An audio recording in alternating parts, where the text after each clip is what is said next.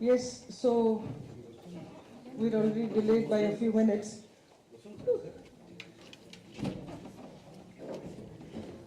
Let's not wait for the lights to come. I think we can see each other. So good morning, all of you. Welcome to this conference, the third GSN, that is Global South Nexus International Conference, creating responsible professionals for advancing SDGs, Sustainable Development Goals, inputs from global North and South. Please settle down, all of you. Are there more people coming? Okay. So, first, I would like to thank all of you for coming. And I also would like to acknowledge the presence of our partners, Curtin University, Australia, in Perth, and UNCTAD, the presence in this conference. I would like to give you a short background about GSN. Yeah, GSN is Global South Nexus. GSN was initiated by the School of Design and Built Environment in Curtin University by 3 faculty members. There's a video. We will show you the video by 3 faculty members, Dr. Shahid Khan, Dr. Atik Saman, who's here with us, and Dr. Muhammad Swapan. Unfortunately, we don't have Dr. Shahid Khan and Dr. Swapan with us. They couldn't make it, right? So only one of them has been able to come. So thank you very much, Atik. And I would also like to take this opportunity to specifically thank Dr. Shahid Khan for taking the initiative to reach out to Centurion University. Dr. Shahid and me have known each other for the past, maybe more than 30 years. We were in the same institute doing our higher studies at the Asian Institute of Technology, where we met and we became very good friends. And we have been able to keep in touch, and this is wonderful that even after 30 years, we are able to do this together, right? So thank you, Shahid. I don't know whether he's listening. Okay, so as all of you know, Sustainable Development Goals serve to influence the direction for much of the future research now, right? In several disciplines, right?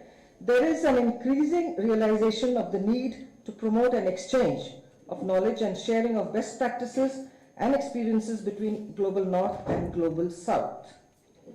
So GSN, that is Global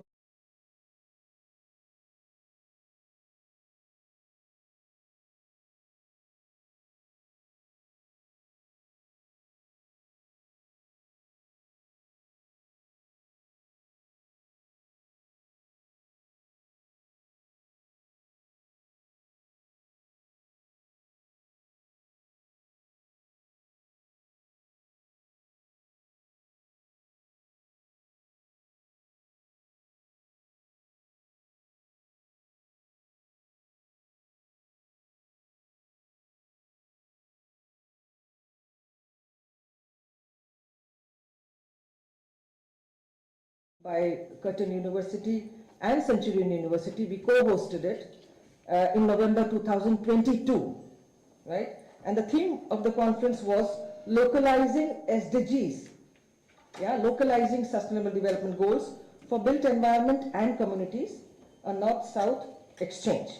And that was also held in hybrid mode, but we had 3 members from Centurion University who participated offline, physically there.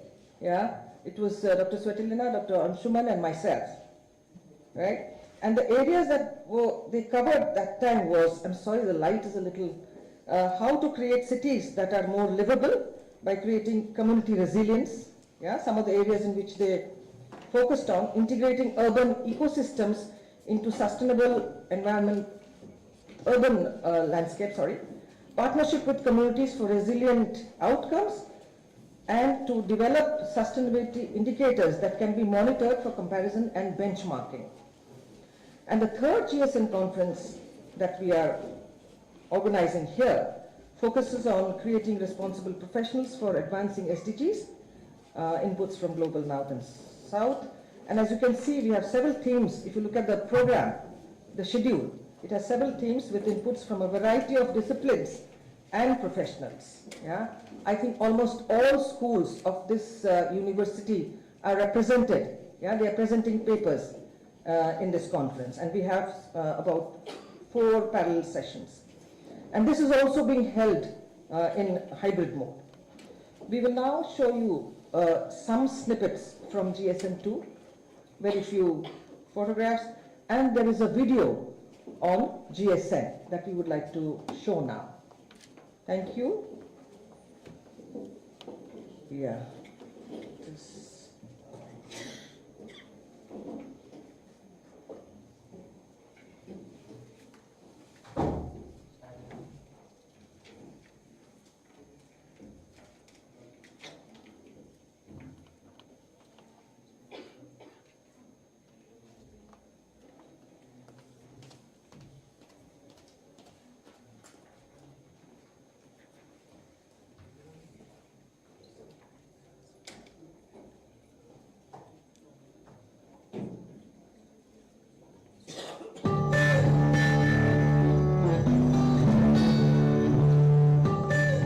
The United Nations has set up a global agenda to guide the world towards sustainable development, aimed at reducing poverty, inequality, and promoting inclusion.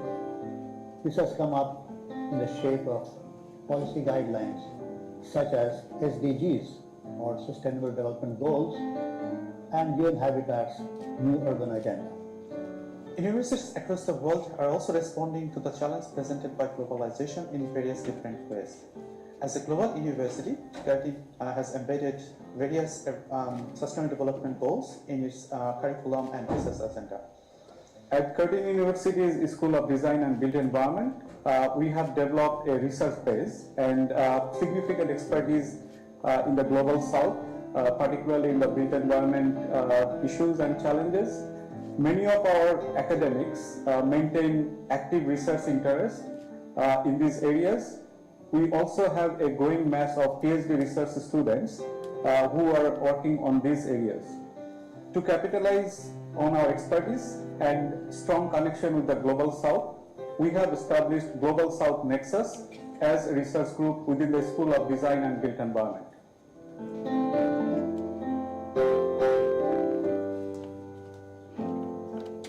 Global South Nexus core teams encourages global North-South research within school, universities, and beyond, supported by an international advisory board. We promote debates in various aspects too, and also position on North-South dichotomy. We search for theories relevant to Global South ground realities, to inform practices to promote global sustainable development while shaping the built environment through effective planning, management, and governance. Here at the Global South Nexus, we have a very exciting agenda. We are planning to organize events. For example, we had inaugural international seminars in July 2021 on sustainable transformation of Global South. We are also active in identifying collaborative research partners from the Global South. For example, we have initiated dialogues with the universities in Bangladesh, India, and many other countries. We also plan to work with the international development agencies to develop collaborative research projects with partners from the Global South. We are very hopeful that the Global South Nexus will generate North-South dialogue that will encourage theoretical debate and collaborative research. The Global South Nexus aims to generate knowledge that is reality-based and effective, that can promote SDGs globally. From Global South Nexus, we invite you to join this new and exciting initiative.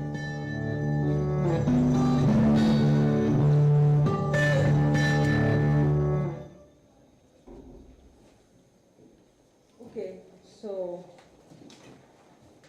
now I would like to invite Dr. Supriya Patnaik, Vice Chancellor of Centurion University, and Dr. Atik Saman of Curtin University to welcome the audience. And yes, so please come to the stage.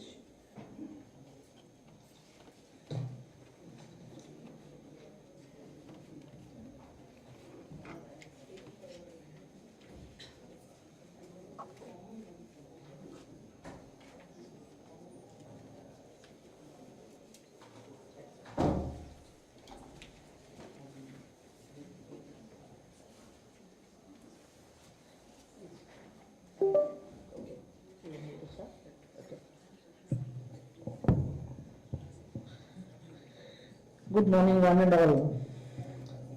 First of all, I would like to welcome all the delegates of this conference to this two-day event, which I think is going to be wonderful to share all the kind of views that is coming from the global north and south. At the outset, I don't want to take too much of time right now. It's just a very informal kind of a welcome first, and then we'll get into more formal proceedings.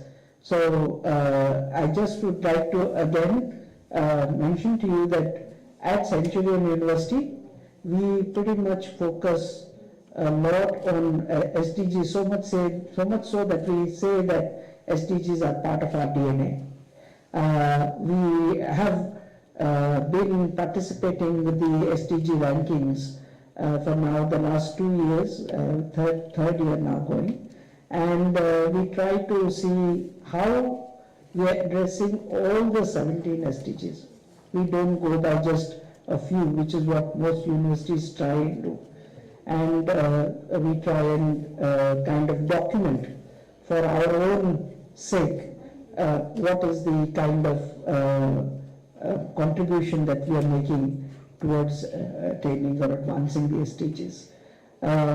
It's a very long process, very slow process, and I know it will take a long time to go, but I think that if as institutions we don't actually put our weight behind it, it's not going to get much, because at the end of the day, if you see the theme of the workshop this time, it's actually creating responsible professionals for advancing SDGs. And so it is our responsibility as institutions to create this kind of transformational workforce, but also transformational leadership to look at how we formally kind of support the achievement of the progress towards the SDGs. So I think I'll stop here now, and I will go a little later to talk a little more about what Centurion is actually doing towards attaining the SDGs. Happy. Good morning, everyone. On behalf of Global South Nexus founding co-directors, I'd like to really welcome you all here. And I know two of my fellow colleagues are not here, Associate Professor Shahid Khan and Associate Professor Mohammad Shapan, who was the founding co-directors with me. And we are really privileged to have Shahid to actually share about this concept at the beginning, to have this sort of collaboration between Global South and Global North. And we know there are so many things that we can learn. And thanks for Vice Chancellor actually to invite us and hosting in this beautiful campus, because there are so many things that we think, even in developed country like Australia, that we should do. And you are doing it. So very, very privileged to be here, and special thanks to Vice Chancellor to actually hosting us, and we can see Dr. Smita and her team actually organizing and put really hard effort to be here today. So I would like to thank our partner ONCTAD. I know Henrik is here, and also all keynote speakers and panelists, and also students, because without you, I don't think there's no meaning for this conference. So thanks a lot for coming here today. And I would like to take the moment, because GSN is about collaboration between different researchers, organizations, and partners between Global North and South. So I would like to encourage you to take this opportunity. If you have any idea for collaborations and so on, please feel free to share, whether during lunchtime, during the break time. Please reach out, and I think you will have all the kind of contact information as well. So I'll stop there. So thanks a lot again for Centurion University actually host this event and make it even bigger. So we would be planning to actually organize the next one bigger than that, but you are most welcome in advance for the next round of collaborations and so on. I would stop here and maybe Professor, you can officially welcome the sessions. Open the sessions.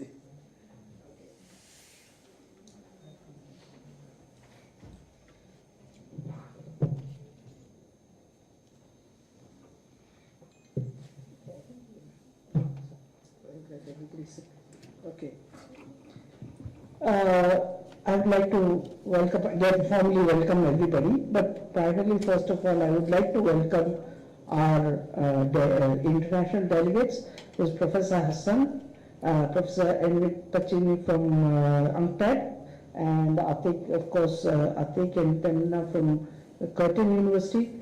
I would also, and there is Rebecca Crawley, who has been working very closely with us for the past few years to actually enable First Nation youth to come here and get some training, skills training, so that they actually go back and are able to utilize that to enhance their livelihoods. I would also like to welcome Sangeeta from the Best Practices Foundation and our friends from friends and colleagues from Project Concern International. We have 4 of our colleagues here from Project PCI, as we call them. And finally, I would like to welcome all my faculty colleagues and students who are here. Not to forget that I must say a special thanks to Smita and her team, who have put everything into this to ensure that it's a really wonderful event for all of you, without any kind of I would like to first of all extend a warm welcome to you all to the 3-day international conference GSN 3 on the theme of creating responsible professionals for advancing SDGs, inputs from global north and south. At the outset, I would like to brief you on what Centurion University is doing in this regard. And I know he just mentioned that a lot of institutions, lot of organizations talk about it, you're already doing it. So I thought I'll take this opportunity to actually mention some of the things.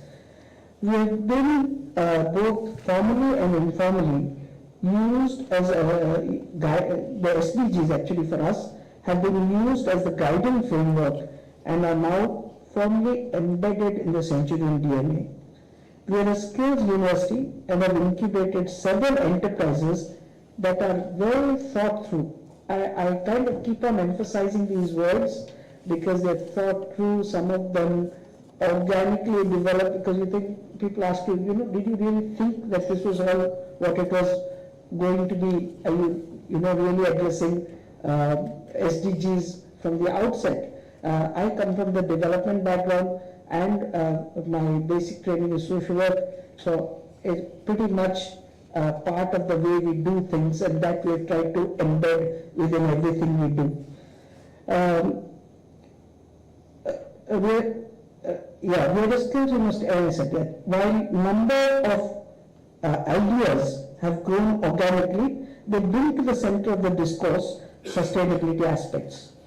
Almost all waste is recycled in the university, be it food, water, paper, cloth and plastics, which is, let me tell you, we are trying to ban it, but you know how difficult it is. So we still have a little bit and we try to recycle that. The university also conducts research on solar appliances and produces e-vehicles commercially. So you can understand, and yesterday something that Atik said kind of sat in my head, he says, look, we have one of our faculty who started producing bicycles, battery operated bicycles. And we said that let us buy the first 10 for the university. So, and now she's able to then go into the market and she's doing it. But that actually buying the first 10 gave a fillip to her and the confidence that she can actually go forward with it. So I think that is a very important aspect of how we deal with some of this. Our focus is on employability, employment, product, production, and entrepreneurship. So if you see when we go on the tour of the campus, how each one of this is actually embedded in everything that we do. Of course, needless to say, for students, employability and employment is important, but then we are also focusing, we are trying to tell students that it should not be just about employment. If you are looking at entrepreneurship as a way forward, then there are things that you need to know. So everyone, so in order to do these, we need to train professionals and ensure that they are available and able to reflect, internalize, and replicate what they have learned.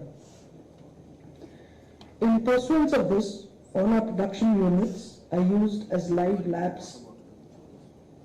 And I said they're used as live labs, and actually the students ensure, or we ensure that the students learn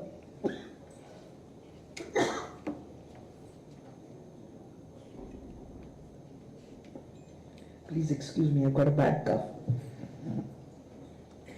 So the students learn what it means to be involved in the production process. We promote three things.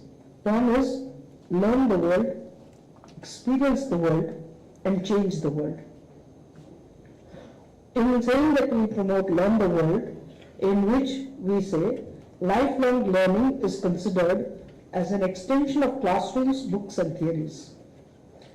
We offer ramps and ladders to multiple entry and exit by adopting and adapting the National Credit Framework.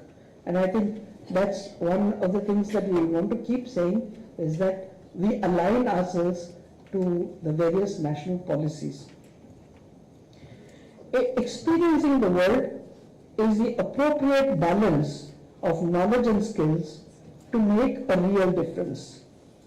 The learning labs are real-time, market-linked production which are there for immersive and competency-linked education delivery. So you can see that every one of our students actually goes through experiencing the world. So everything that we do is hands-on, practice-oriented, experience-based, that kind of learning.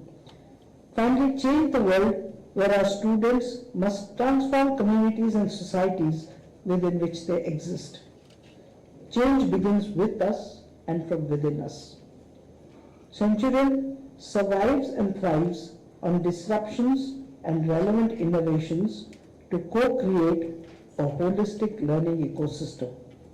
So, through this change the world, we kind of ensure that our students actually work very closely with the communities around the university. We have 6 campuses, and they work in the communities around the university, where they try to bring their knowledge to the community and society, and through that they are able to actually take the SDGs from within the boundaries of the university to the communities outside. And this is our whole aim, to how do we extend what we are doing within the university, because everybody says that, okay, in the university you are doing this. How do we extend it beyond the university? That is what our focus is now, and increasingly we have several programs where students are going and, for example, we are doing testing of the eyes and distributing lenses in very remote communities. We are working with fish farmers to make them entrepreneurs. So these are some of the kinds of things that we are looking at, and we hope that this conference will throw some light and will open up newer avenues for working in this area and taking it forward for us. So I wish this deliberations of these 2 days will contribute extensively to all our endeavors, collective endeavors. I think everyone here is trying to achieve something. So I hope that it will contribute to that and we are able to take some great takeaways from this conference. Thank you one and all.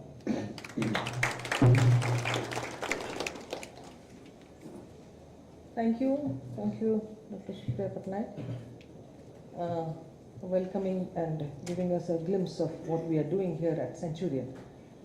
Can you put up the schedule? The schedule.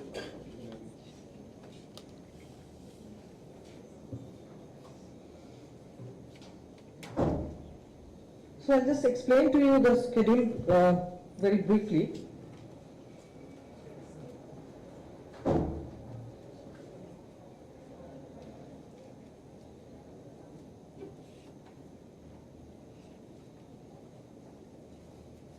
I'm sure all of you have got a copy of this in your bag. So we are just before the morning tea, right? And after the tea break is strictly for 15 minutes. We have to keep to time because we have a number of presentations and we may not be able to, and we don't want you to sit till very late in the evening to come, for all our presentations to be over. So please stick to the time. So after the tea break, we have a keynote by Professor Shahid Khan. He's a adjunct professor now with Curtin University in Australia. He's also adjunct with Centurion University. And the topic is SDG, between setting goals and assuming responsibilities, right? And this is followed by a panel discussion where we have 3 panelists from different backgrounds, Dr. Sangeeta and Dr. Haribanda Panda and Mr. Aurobindo Behera. Yeah, they will be in the panel discussion. And it is on addressing institutional challenges and gaps, a strategic dialogue for advancing sustainable development goals. And then that's followed by lunch. Yeah, lunch is between 1:30 and 2:30. And then we have parallel sessions. There are two sessions which will run parallelly. That's on sustainable waste management and green technologies in room number 5. One of them will be in room number 5, and the other one, the same. Can you go down, please? Yeah, the same. Sustainable waste management and green technologies, the parallel session, that will be held in the boardroom. That is 1 floor above, right? I don't know what, okay. So then we have the afternoon tea, and 4 to 5 p.m. because we have some poster presentations which is being coordinated by Dr. Satyashish Mishra. So that will be from 4 to 5, right? So that is about day 1. Yeah, this is about day 1, right? Yeah. Then we come to day 2.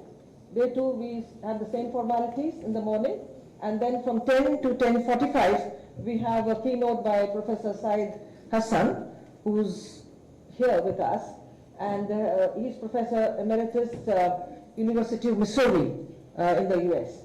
And his topic is the role of waste management in attaining sustainable development goals. And that will be in hall number 6. That's here, right? And then we have the tea, and then there's another panel discussion. Yeah, the second panel discussion. And that is charting the path forward, strategy and partnerships in accelerating SDG implementation. We have a representation from the government, Sasank Grahacharya, who's Director Center for Good Governance in Gopabandhu Academy of Administration, Odisha government. Yeah, then we have Mr. Jagadananda, who's a mentor and co-founder of CYSD, which is a very well-regarded NGO in Odisha.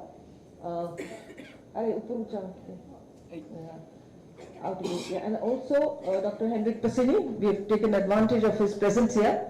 Yeah, and I've taken the liberty of putting you in this panel. He's an economist at the United Nations Conference on Trade and Development. Okay, then we have parallel sessions. There are 2. One is on social inclusion and governance. And the second one, can you please go up? Sustainable health and future medical technologies. These are the trial sessions.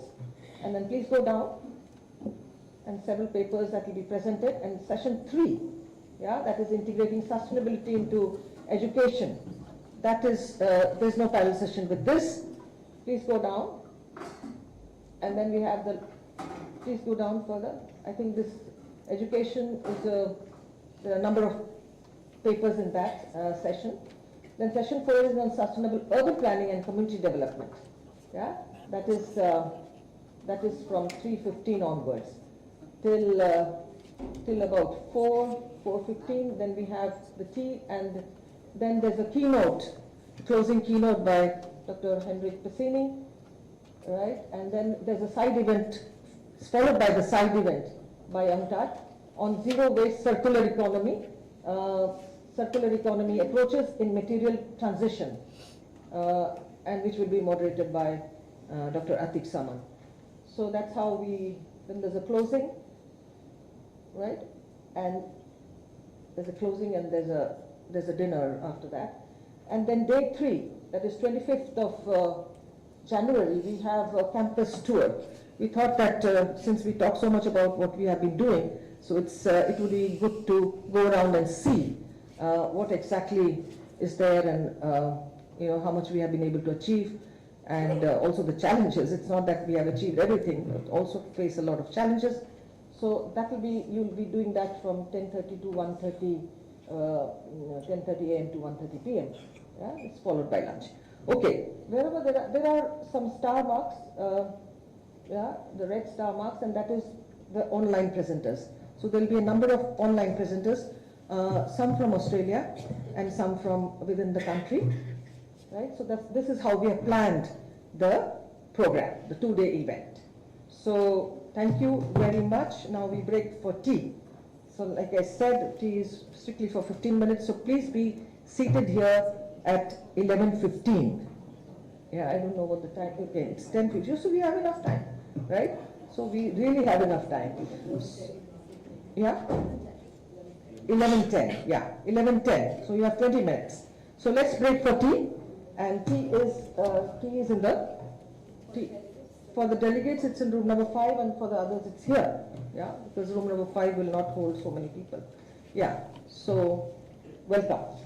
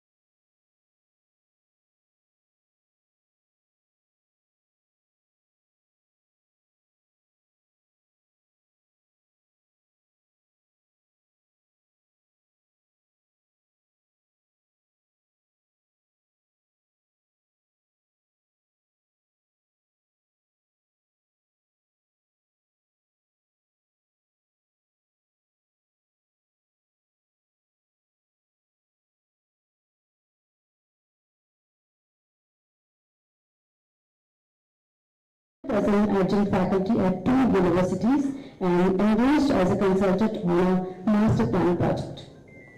During his academic career in Australia, he has held the position of the head of Department Planning and Geography, Director International and Academic Head of Environmental Planning. His research interests include global cities, urban governance, sustainable development, informal settlements, and community development. Professor Simon has maintained active international engagement and researcher collaboration and led a series of 10 annual international study tours of final year urban planning students. We welcome you, Professor Sahib, to this session. Thank you. You may proceed.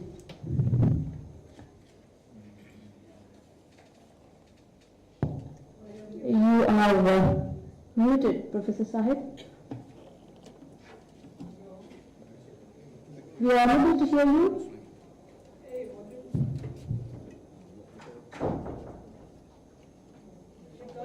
Technical team, can you please check the volume?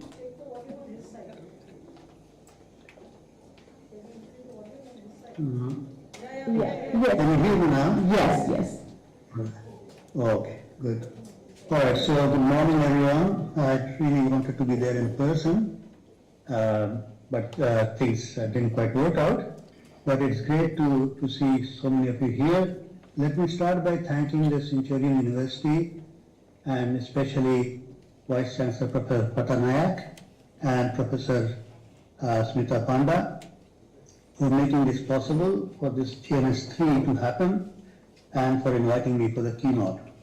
A warm hello to all the friends whose faces I could recognize over the screen, and also welcome to all of you, all the participants who are here both in person and those online. So with that, let me begin with the presentation. So the topic for my presentation is Sustainable Development Goals, between setting goals and getting the tasks done.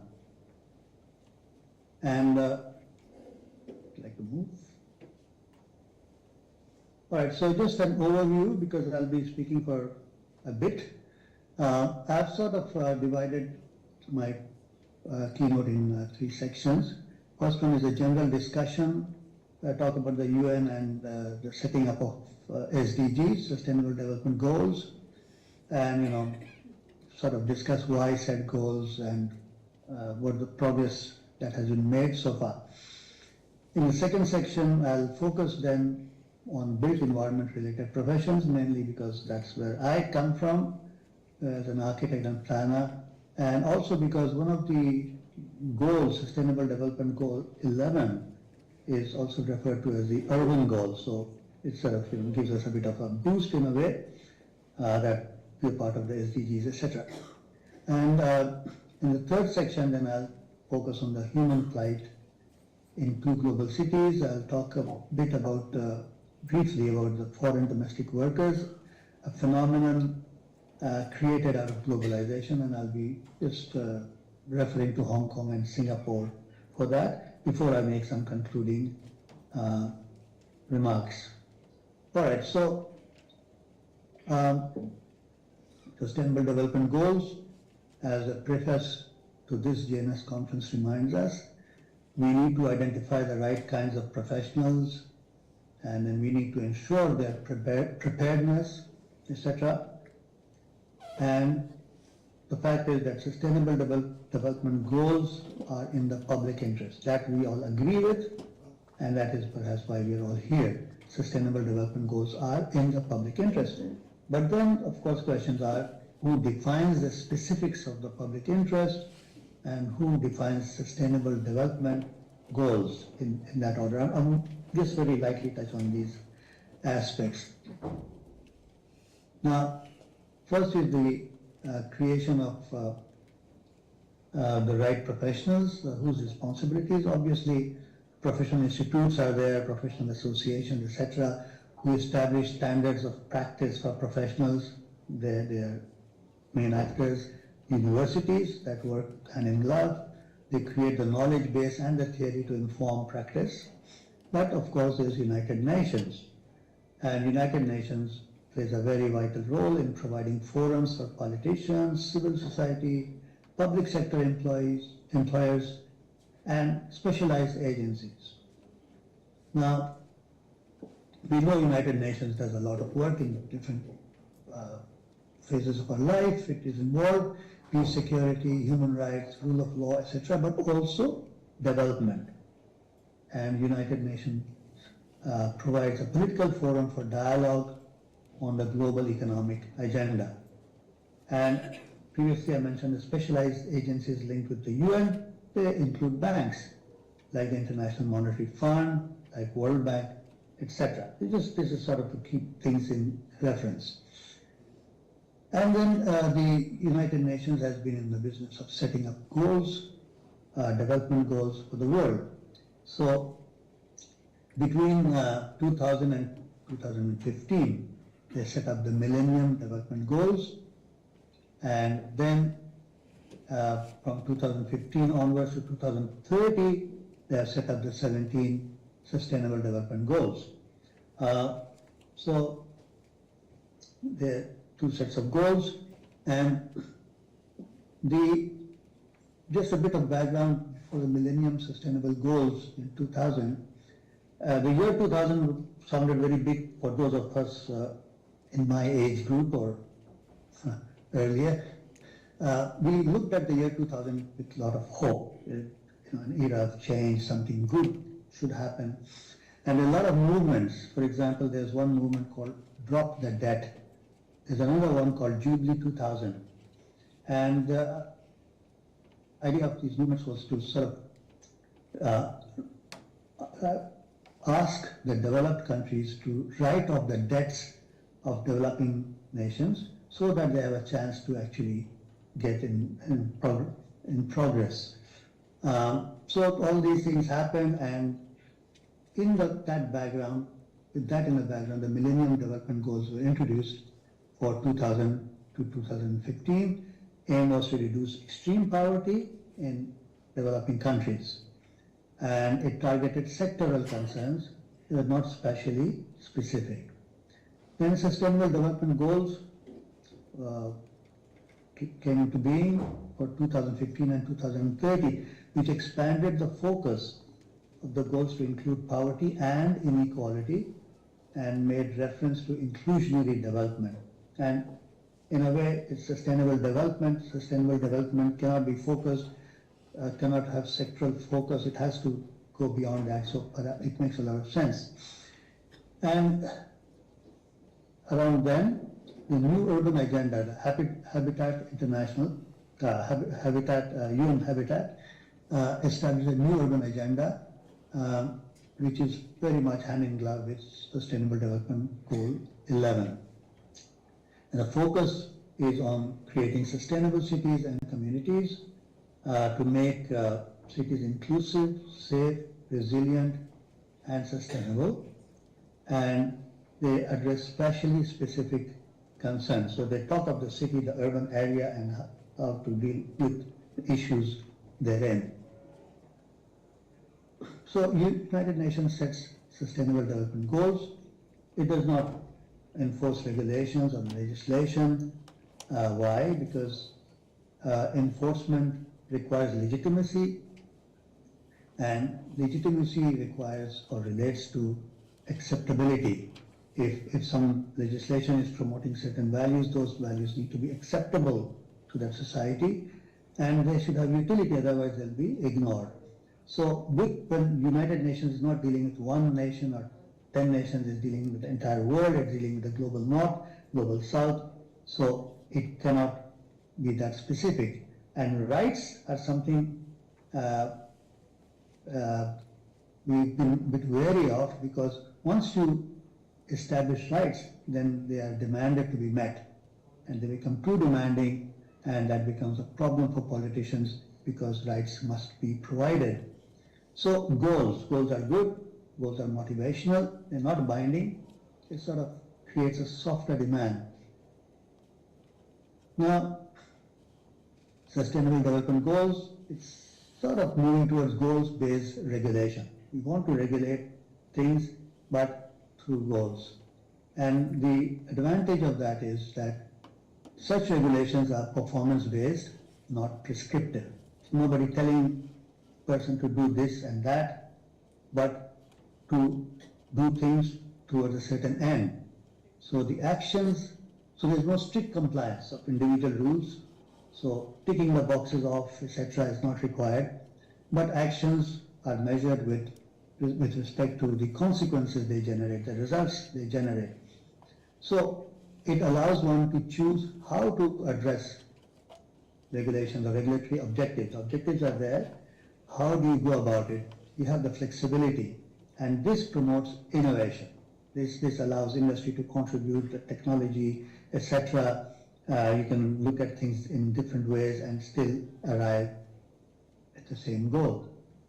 So these goal-based regulations are social regulations focused on incentives to effectuate desired end results, whereas the means and technologies that are to be used are left to the market to determine and not the bureaucrats or policymakers. So that goals discourage the tick-the-box approach. So this is meant to discourage that, KPIs, etc., because they create a tunnel vision. You will do as good as the compliance audit is designed. So if there's something the compliance auditors have missed out, you're not even going to try to achieve those things.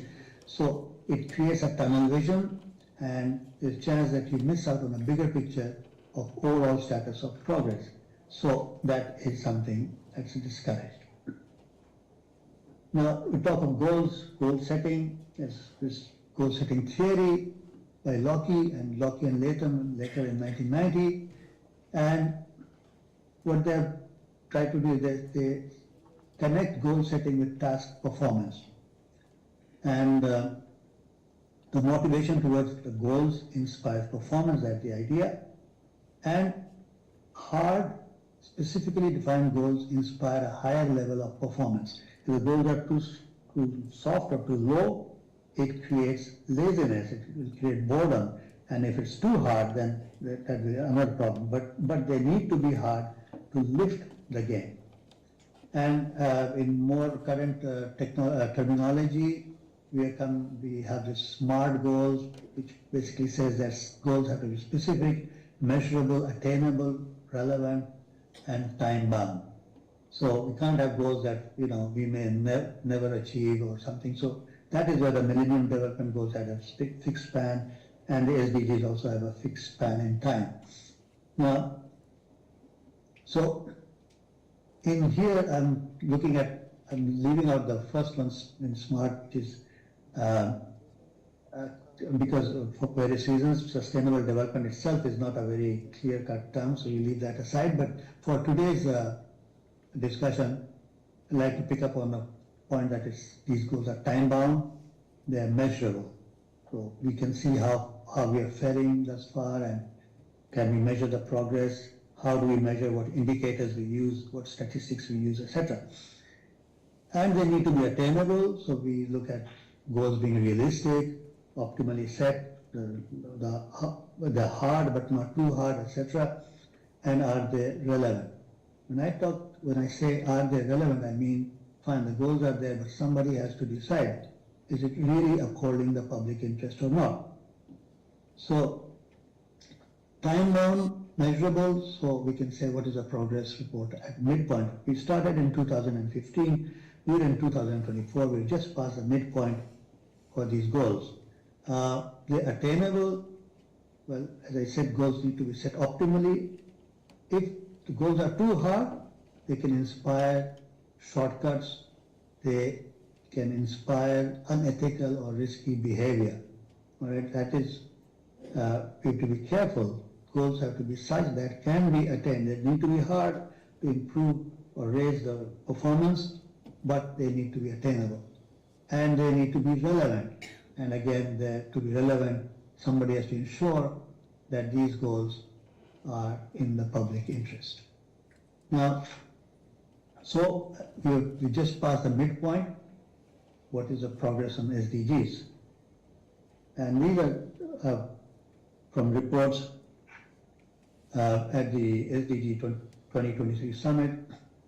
It says action to meet the goals is not yet advancing at the speed or scale required. And Relief Web sort of uses those statistics to say that only 12% of SDGs are currently on track.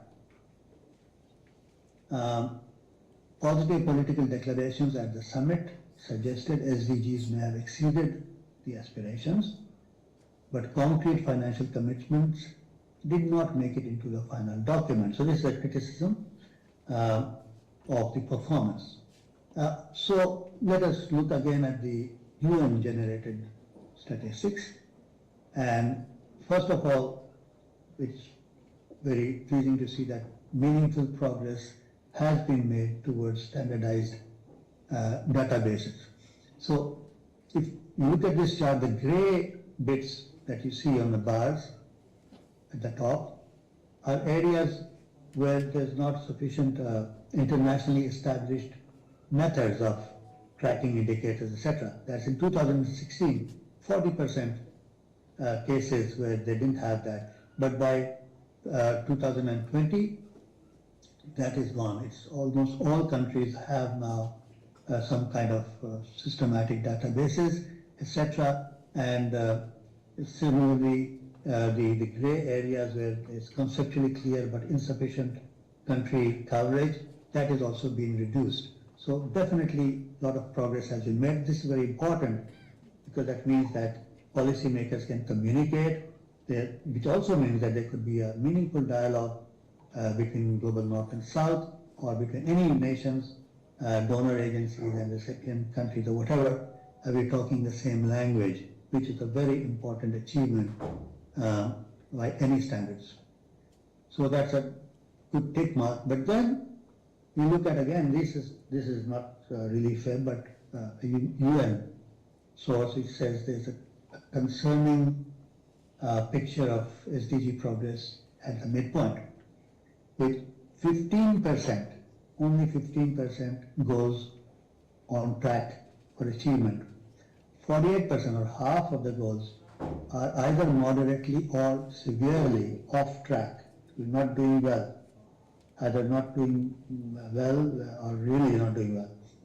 And 37%, that's more than a third, are stagnating or recessing. Things are getting worse. So it definitely is not a comfortable situation to be in. So that is a cross. And the same thing if you look in another format, the goals and their achievement, and I'll pick up certain goals. For example, G1, which is no poverty, and in that you see that the green is missing. All right, so goals are not on track, they're usually off track, and there's certain red type which suggests that some places we have regression, there's more poverty being generated. Let's look at goal 6, which is clean water and sanitation.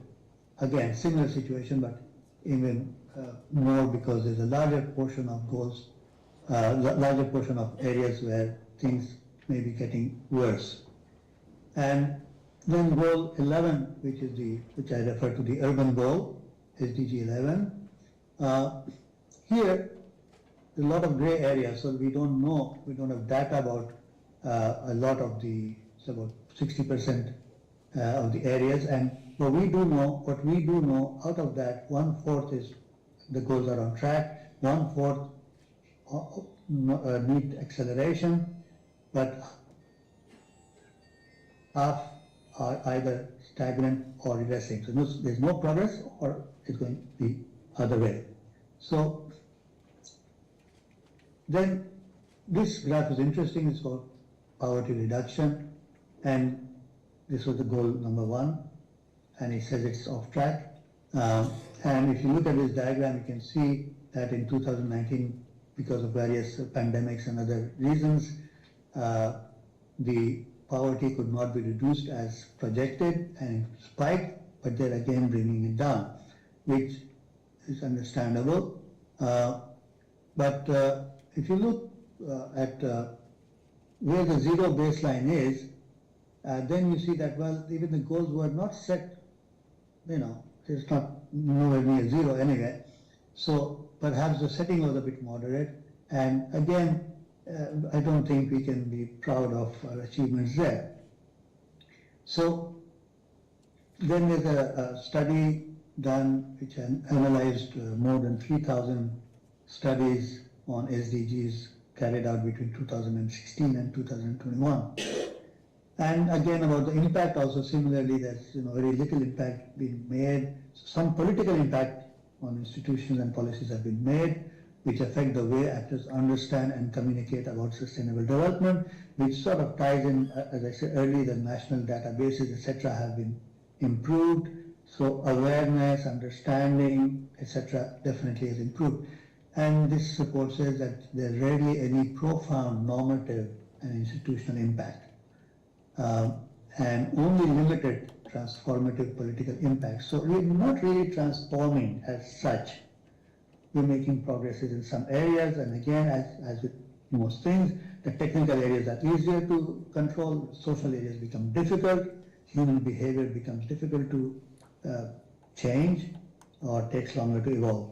So that much for goals. And the question is then, are the SDGs too hard to achieve? We set the goals too high, we are not getting there. And one check, as I said, the goals are too hard, then people opt for shortcuts, etc. So is that happening? And so we look at two phenomena, greenwashing and social washing. Now, greenwashing is a phenomenon where companies may exaggerate their ESG scores, through greenwashing.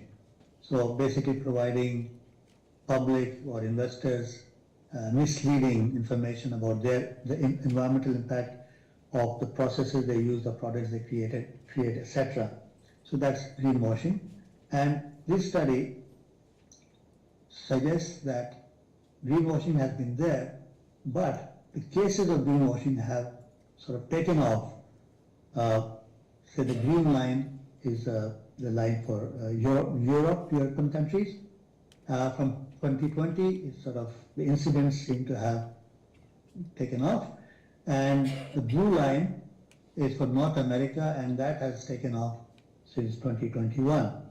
And the question is, why is there more greenwashing in global North? We would assume that there's more knowledge, more data, more awareness among consumers, among the public in the North. So how come there's more greenwashing? And perhaps that is the answer, because the producers are concerned that the consumers would like to get some information, and so then they take the shortcut, they create the information that they think the public expects. So that's a greenwashing. And then we also have the social washing. And this is a breakdown of the areas where social washing has occurred over the past 5 years or so, and in areas of human rights abuses and corporate complicity, forced labor, child labor, poor employment conditions, etc., discrimination in employment, and impact on communities, etc. And so there again, idea is that what is happening in the global production chains, etc., is sort of being painted, present a rosier picture than reality. And if you look at these topics, you see that these are representing working conditions in global production chains. For example, the ready-made garment industry in Bangladesh. And if you remember the factory fires and the factory building collapse in Bangladesh, etc., again, all was very rosy till then, till those disasters occurred, etc. So perhaps the goals are too high. So the poor progress on realizing SDGs raise some questions for UN and others, but I'm just naming UN because that has sort of taken it on board. So do SDGs need tweaking? Do we need to tweak them? Do we need to adjust the demands that they put? Do regulations need strengthening? And the other way would be, one is to soften it, the other is to tighten it. Or do we need more political commitment?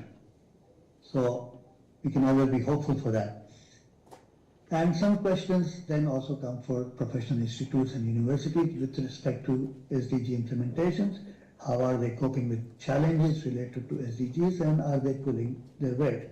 So that will bring us to the next section, which, as said before, I will here focus on built environment related professions. So before I get into professional institutes and universities, the type of discipline I'm talking about, for example, are urban planning, architecture, civil engineering, building construction, etc. And so, if you look at professional institutes and universities, what roles must they play in promoting SDGs, especially SDG 11, because I'm talking about the built environment, and what are the challenges and what is the need for action? Now, policy making is driven by public interest, and ideology interprets public interest. And so professional institutes and universities establish professional expectations to best serve the public interest. If you look at all the documents or all the policy papers by academia, etc., it's all about public interest. And we agree that sustainable development is in the public interest. All right? The notions of public interest set the discourse or theory building that influences policy making and practice. Now, in all that, the caution is, the cautionary note, that notions like public interest or society's interests are often left very vague, very undefined.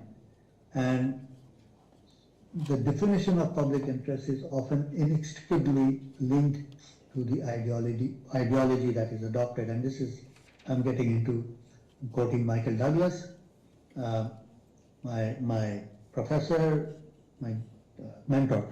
So I'll get back to him in a while. The SDGs and the urban development paradigms, when we look at that, I want to just raise a few ideological reference points. So 1980s is when the concern for sustainable development sort of emerged in public with the Brundtland Commission report, etc., 1987. But that's also the time where globalization of the economy was sort of, making itself felt, and neoliberalism started getting popular. So we have to see these things happening parallel. Sustainable development paradigm requires a holistic approach rather than a sectoral approach, and that is why they changed from Millennium Development to Sustainable Development Goals. And it requires cross-disciplinary collaborative approach to see the big picture. It's very important when you're talking of sustainable development. We don't look at short-term gains or losses. We don't look at progress in certain sectors or sectors of the economy, but we have to look at the big picture. And if you look at these documents that went into SDGs, you see that there's mention of this urban optimism. SDGs promote urban optimism, and that's a neoliberalist pro-development stance. And again, the banks are involved, so it's quite a natural occurrence. But I just put that so that that is there in my mind. So the role of professional institutes. These are bodies, they control bodies of knowledge through accreditation of courses. So whatever the university is teaching, they will accredit their course if they are relevant to their profession. They develop codes of conduct to ensure high standards and ethical behavior, and they establish the industry's professional expectations to best serve the public interest. And members enjoy professional status, they have legal recognition, protection of their exclusive professional status and privileges that come with it. So the government does all that, the legislation does all that, and so they have this special status. Nobody can just claim to be, just anybody can't claim to be a doctor or engineer, etc. But again, institutions need social acceptability and credibility to survive. So they've got the status, but if they become irrelevant, they will lose that status. So these professional institutions, etc., how they deal with sustainable development. The concern for sustainable development demands independent critical reflection because it is threatening the existing order and competitive advantage of individual professions. Sustainable development talks about big picture, not about focused tunnel vision. The professional knowledge base in the built environment requires new ideas from widespread sources involving not only universities but also governments, professions, businesses, occupiers and users of all kinds. So that they have to get out of that kind of mentality that traditional professional institutions have. Concern for sustainable development requires redefinition of professional roles. The roles of planners, architects, engineers, constructors, etc. cannot continue to operate in professional silos of specific bodies of knowledge and habits of practice. Oh, we are architects, we do this way. Doesn't work. We are planners, we think this way. Does not really work. And so skill sets of existing professionals may need to be broadened, not just to work across with other disciplines, but also to incorporate new and emerging disciplines, such as things coming out of circular economy, zero waste, etc. There could be new professions coming out of that, and they have to be incorporated one way or the other. So there are challenges for the professional institutes. The collaborative challenge, where they need to have cross-disciplinary skills and have integrated decision-making skills, dealing with others, and these may eclipse traditional professional disciplines. So, messages if you wish to be relevant, if you wish to remain relevant, the profession has to change its outlook. And there's the revived participatory challenge. I say revived because nothing new, but now, before you may have thought, oh, okay, this participatory planning is something that the planners are concerned with, but no, architects, building constructors, construction managers, civil engineers also have to get in the habit of responding to the participative challenge. This relates to the need to seek democratic, informed consent, such as the participation of communities in decisions that affect the way they live. Now, coming to the role of universities, we're all sitting here in a university. The main sort of task for universities is to link knowledge to action. Right? You generate knowledge and then connect it. And this should inform ways to adopt sustainable development goals. We should do this with the idea that the sustainable development goals are in the public interest, and so we need to sort of focus on that. Universities must also identify influences of prevalent ideologies. Before I get to that, I just noted from the Vice Chancellor's earlier remarks that Centurion University is doing a lot of work in adopting sustainable development goals. So yes, you need that kind of involvement, perhaps more, by universities. So now, but then here, universities must also identify influences of prevalent ideologies. Influence of an ideology is by itself neither good nor bad, but it needs to be identified and understood and then taken for whatever its value. So there are competing ideologies that generate competing paradigms for sustainable development. University could offer a broader perspective in defining sustainable development goals. It needs to have that kind of dialogue going on. Now, the next 3 slides that I'm going to present are not mine. They are taken from Professor Michael Douglas, his presentation that he made at the first International GSN conference in 2021. So I'm just borrowing his 3 slides. And so acknowledging it. So this slide, he talks about the roles of the university in linking knowledge to action, and he looks at, on the one hand, substantive issues, the other procedural issues and how they are connected or how they have to be connected. So the first one is about values normative theory, that the goals and values, how they are set.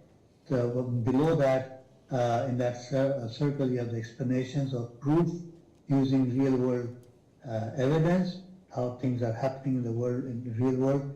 Then on the right side at the top, you have the policy formulation based on the understanding of reality.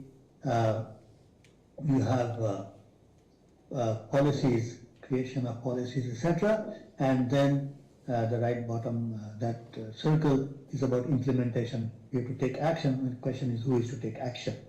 So this is generally the role for the universities.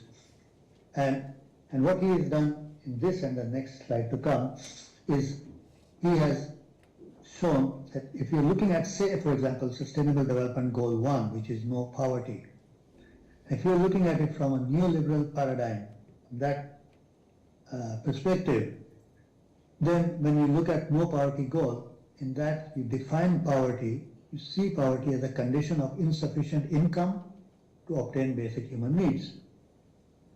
And when you try to explain what is happening with evidence, real world evidence, you see too many people in relation to the size of economy, you measure it by the poverty line, consumption, health, etc.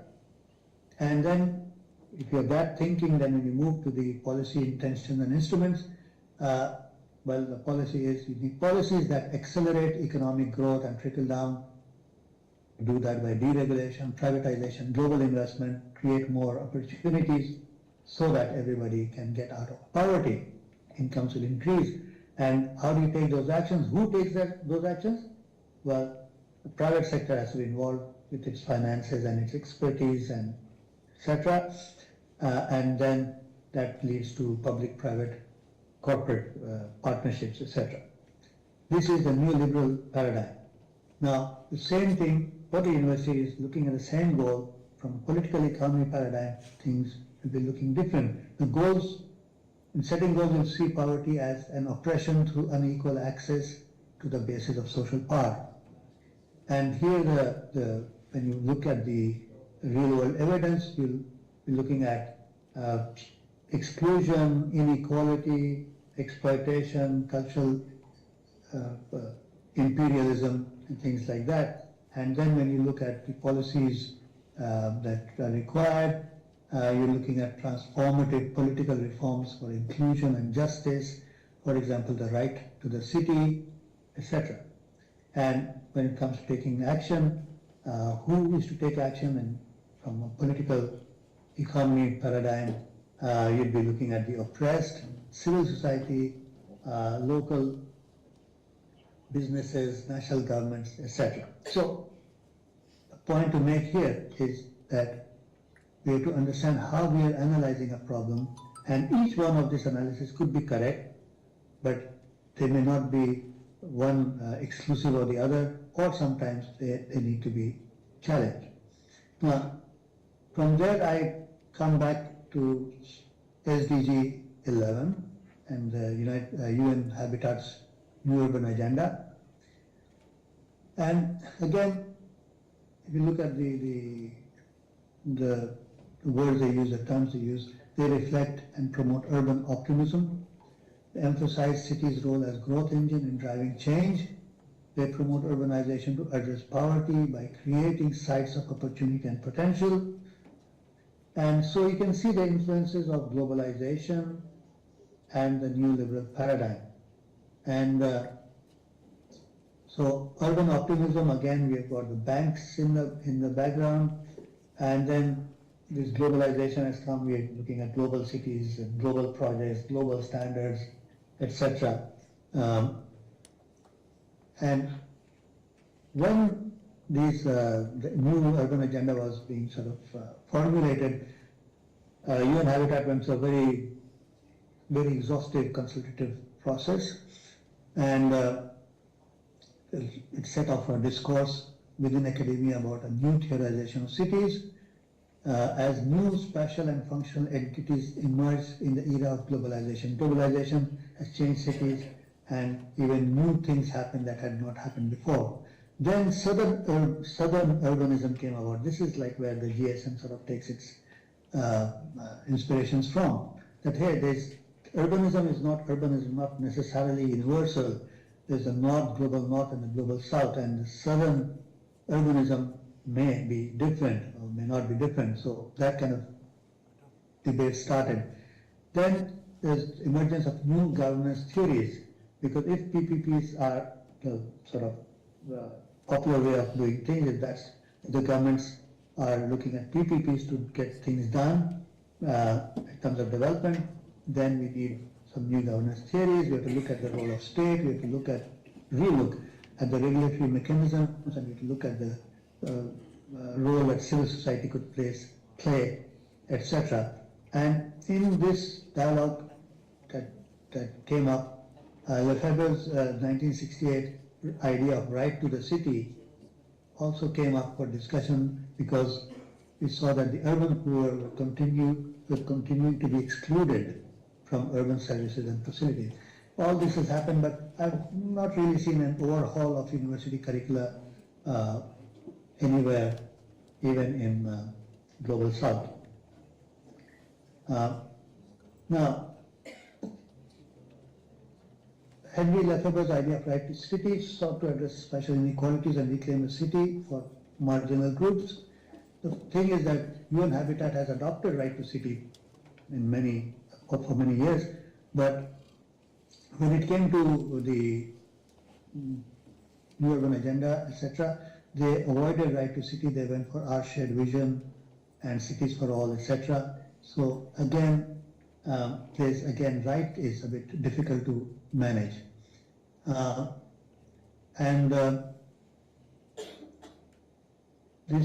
have this Asian Coalition for Housing Rights. This NGO that has been working there for a long time, and we've got the Asian Coalition for Community Action.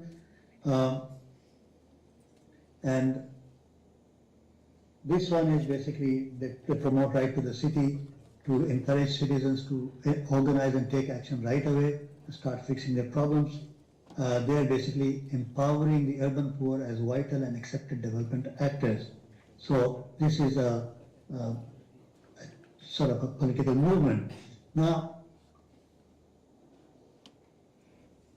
from here, I'll now focus on section 3, and I don't know, I think how I'm doing for time. Am I over time?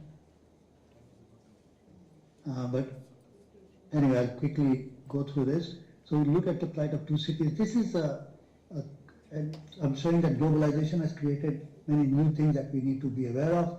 This has created a new class of marginalized urban poor, the foreign domestic workers. These are predominantly female migrant workers that engage in domestic work, and this is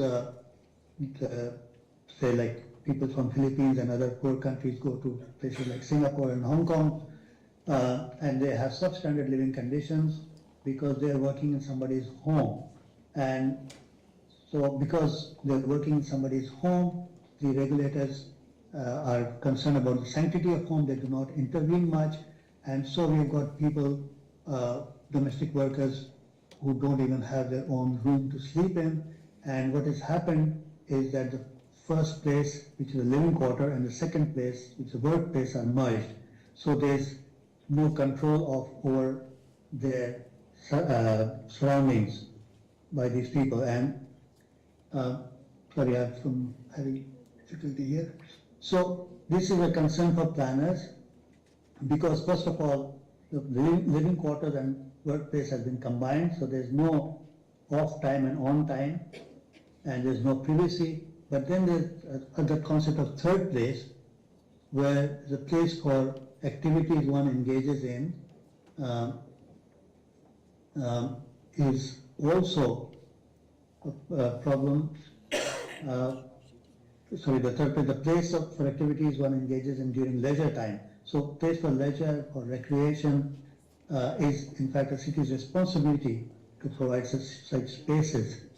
And very quickly, I'll look at Hong Kong and Singapore that recruit foreign domestic workers to participate in domestic work.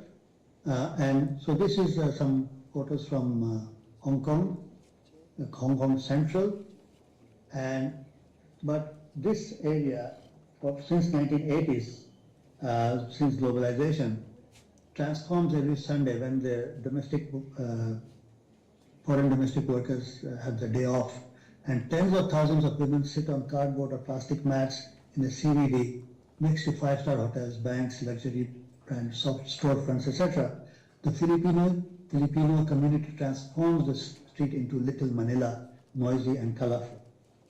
And look at these photographs, you think this is some refugee camp or an evacuation center. They're not. This is Hong Kong Central. These people are coming here because they have no other place to go for leisure or recreation or for socialization.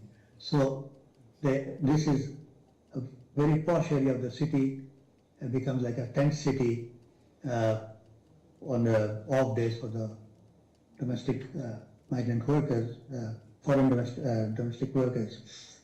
The city turns into an ad hoc third place. All spaces around CBDs, connected buildings and pedestrian skywalks are flooded. Bags and tents everywhere, and activities like picnic, cutting hair, holding protests, dancing, all things happen in this place, and they have to be cleared at the end of the day. This is now Singapore, Orchard Street, and now here there's a building, if you're familiar with, on Orchard Street, Orchard Road, called Lucky Plaza, and this is again catering mainly to the Filipino maids who come to shop in hordes during their off day. It has, if you go there, the remittance houses, because these people have to send money home, the micro businesses catering just to them, the fashion stores selling cheap clothes, shoes, etc., home style cooked food. And what I noticed there was they also have this box, they call Balik Bayan box, overseas Filipinos box. So they can just purchase a box already with gifts sorted and packed, and they can just pay the money, buy the box, and they will deliver it back to Philippines. So these kind of facilities are there. It's a cultural center for Filipinos in Singapore, and Sundays this just area transforms. And this is outside the Lucky Plaza, and that's where they then socialize. And if you look at this picture on the right hand side, there are two ladies doing karaoke and they're picnicking, etc. But the next slide, this looks very joyous, colorful. But the next slide I'll show you, unfortunately, is a bit sad. So please prepare for that. This is a third place. Is it a third place? And this is from a newspaper. Singapore's Filipino community grieves after car hits 6 domestic workers, killing 2. Because these domestic workers are sitting on a pavement, unsafe, unprotected, etc. Now, I'll do some concluding remarks quickly. The UN has successfully put sustainable development at center stage through these goals, captured the world attention. They've made some very good progress towards standardizing knowledge and database. Unfortunately, achievement of SDGs are not on track. Hopefully, political rhetoric could translate into political commitment. But meanwhile, the questions arise. Should SDGs be tweaked or restated to make them more achievable? Should universities play a role in ensuring a balance between competing paradigms? Should or could professions reinvent themselves aligned to SDGs? And the last slide is that, let's not forget, SDGs are goals. They have flexibility in how to achieve them. So the academia, professions and industry must engage in active debate to test out various ways of achieving them. And it doesn't matter which paradigm you're talking about. And the professional institutes need to readjust their focus as demanded by the sustainable development paradigm.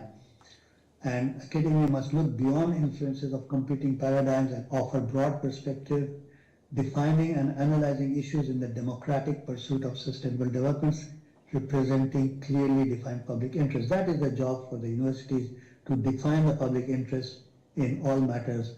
And the phenomenon of the foreign domestic workers reminds planners of their basic responsibility towards providing adequate places for all users of the city, and unless we are very aware of it, on top of it, perhaps we'll allow tragedies to occur for which we are responsible. I thank you for your time. Thank you, Professor Slide, for your informative, rather I would say more data-specific, insightful presentation Thank you. on SDG goals the whole world is aiming to achieve. Thank you for presenting. I would hand it over to Professor Smita, Madam. Yeah. Just a few words. I shouldn't be here, but anyway, I thought I'll just take this opportunity to Shahid for your very, very informative and insightful presentation, and also challenging our minds. And I hope you have raised so many questions. So I hope some of them we would be able to answer in these 2 days. And but in a keynote, we don't unfortunately allow questions. So if you want to ask questions, you can send questions to him directly. Yeah, the email address will be shared, so Shahid, be prepared to answer some questions. Right? You can see that we have a number of professionals here. We have you know that they are representation from UNCTAD and also from, and we have the panelists here. The first panel discussion, there is Haribondo. There you can you see him? I don't know whether you can see him. Yes. Yes, you can. I can see. Okay, yes. Okay, and there's Sangeeta, and there is Mr. Aurobindo Behra, who was previously with the Government of India. Okay, so if you want to sit and listen, please do so. Welcome. Yeah, it's very unfortunate that you couldn't be present here physically, but thank you very much for your very, very insightful presentation. We don't have much time, so we have to move on, right? So over to Svetlana for the program. Thank you, ma'am. Moving ahead, we have the panel discussion of today's event, first panel discussion. We have revered panelists among us. So before we proceed, I would request my student volunteers to do some arrangement of the dais, and then we can start the session.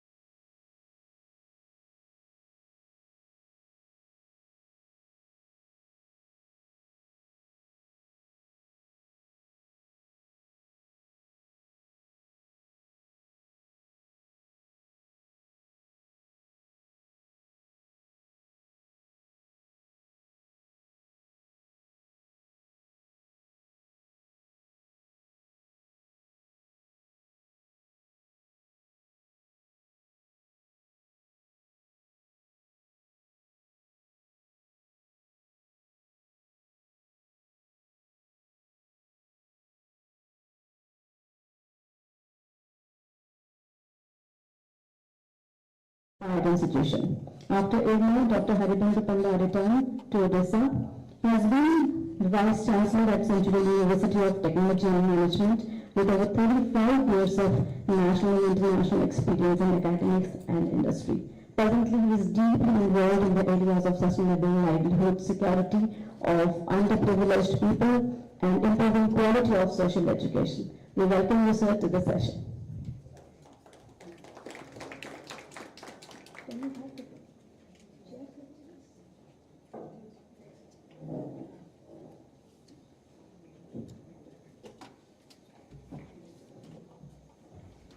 We have with us Dr. Avadinda Bhava, who holds a PhD in economics from Utkal University and a postgraduate diploma in global policy and project planning from the Institute of Social Studies, Netherlands.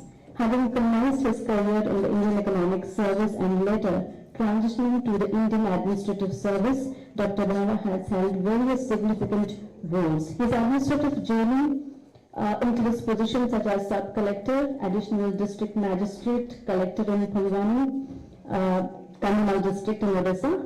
Furthermore, he has contributed as the director of rural development and social welfare, additional secretary and secretary to the chief minister of Odisha.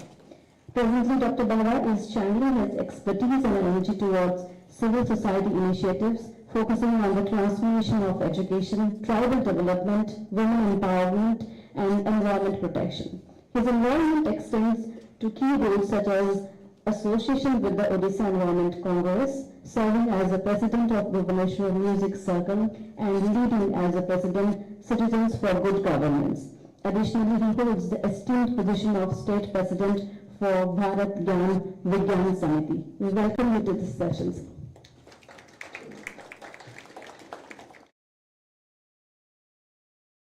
Dr. Sangeeta Purusuttam, ma'am, who holds a PhD in urban planning and master degrees in economics and urban policy.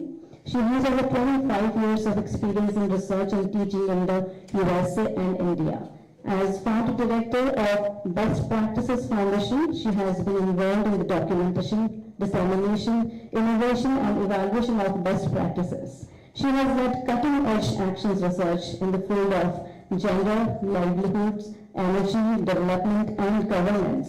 She has been acknowledged for this through an award also.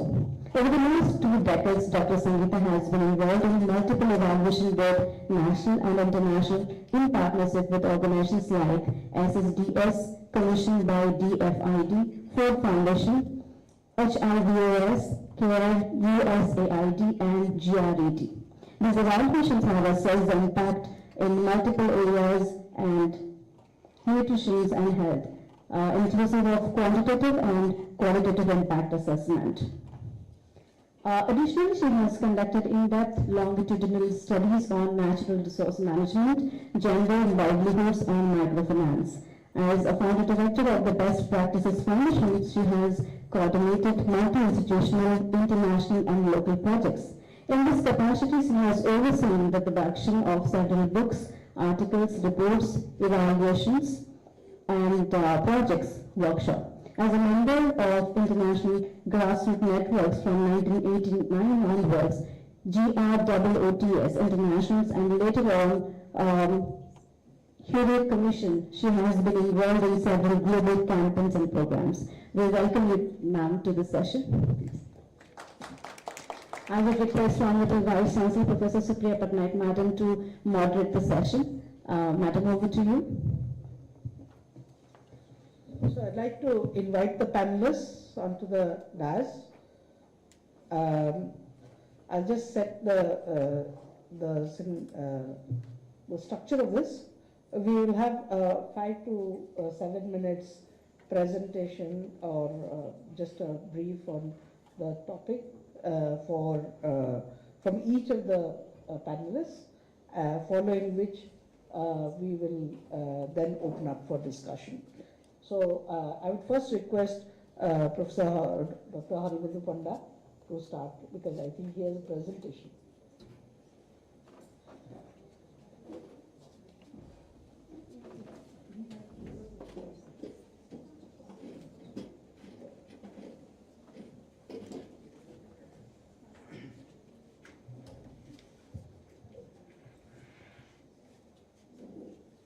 Good morning, everybody. I am fortunate to come here. It is for me another home, and I am grateful to our Vice Chancellor, Professor Supriya Patnaik, and Professor Smita, who is the key person in organizing this seminar.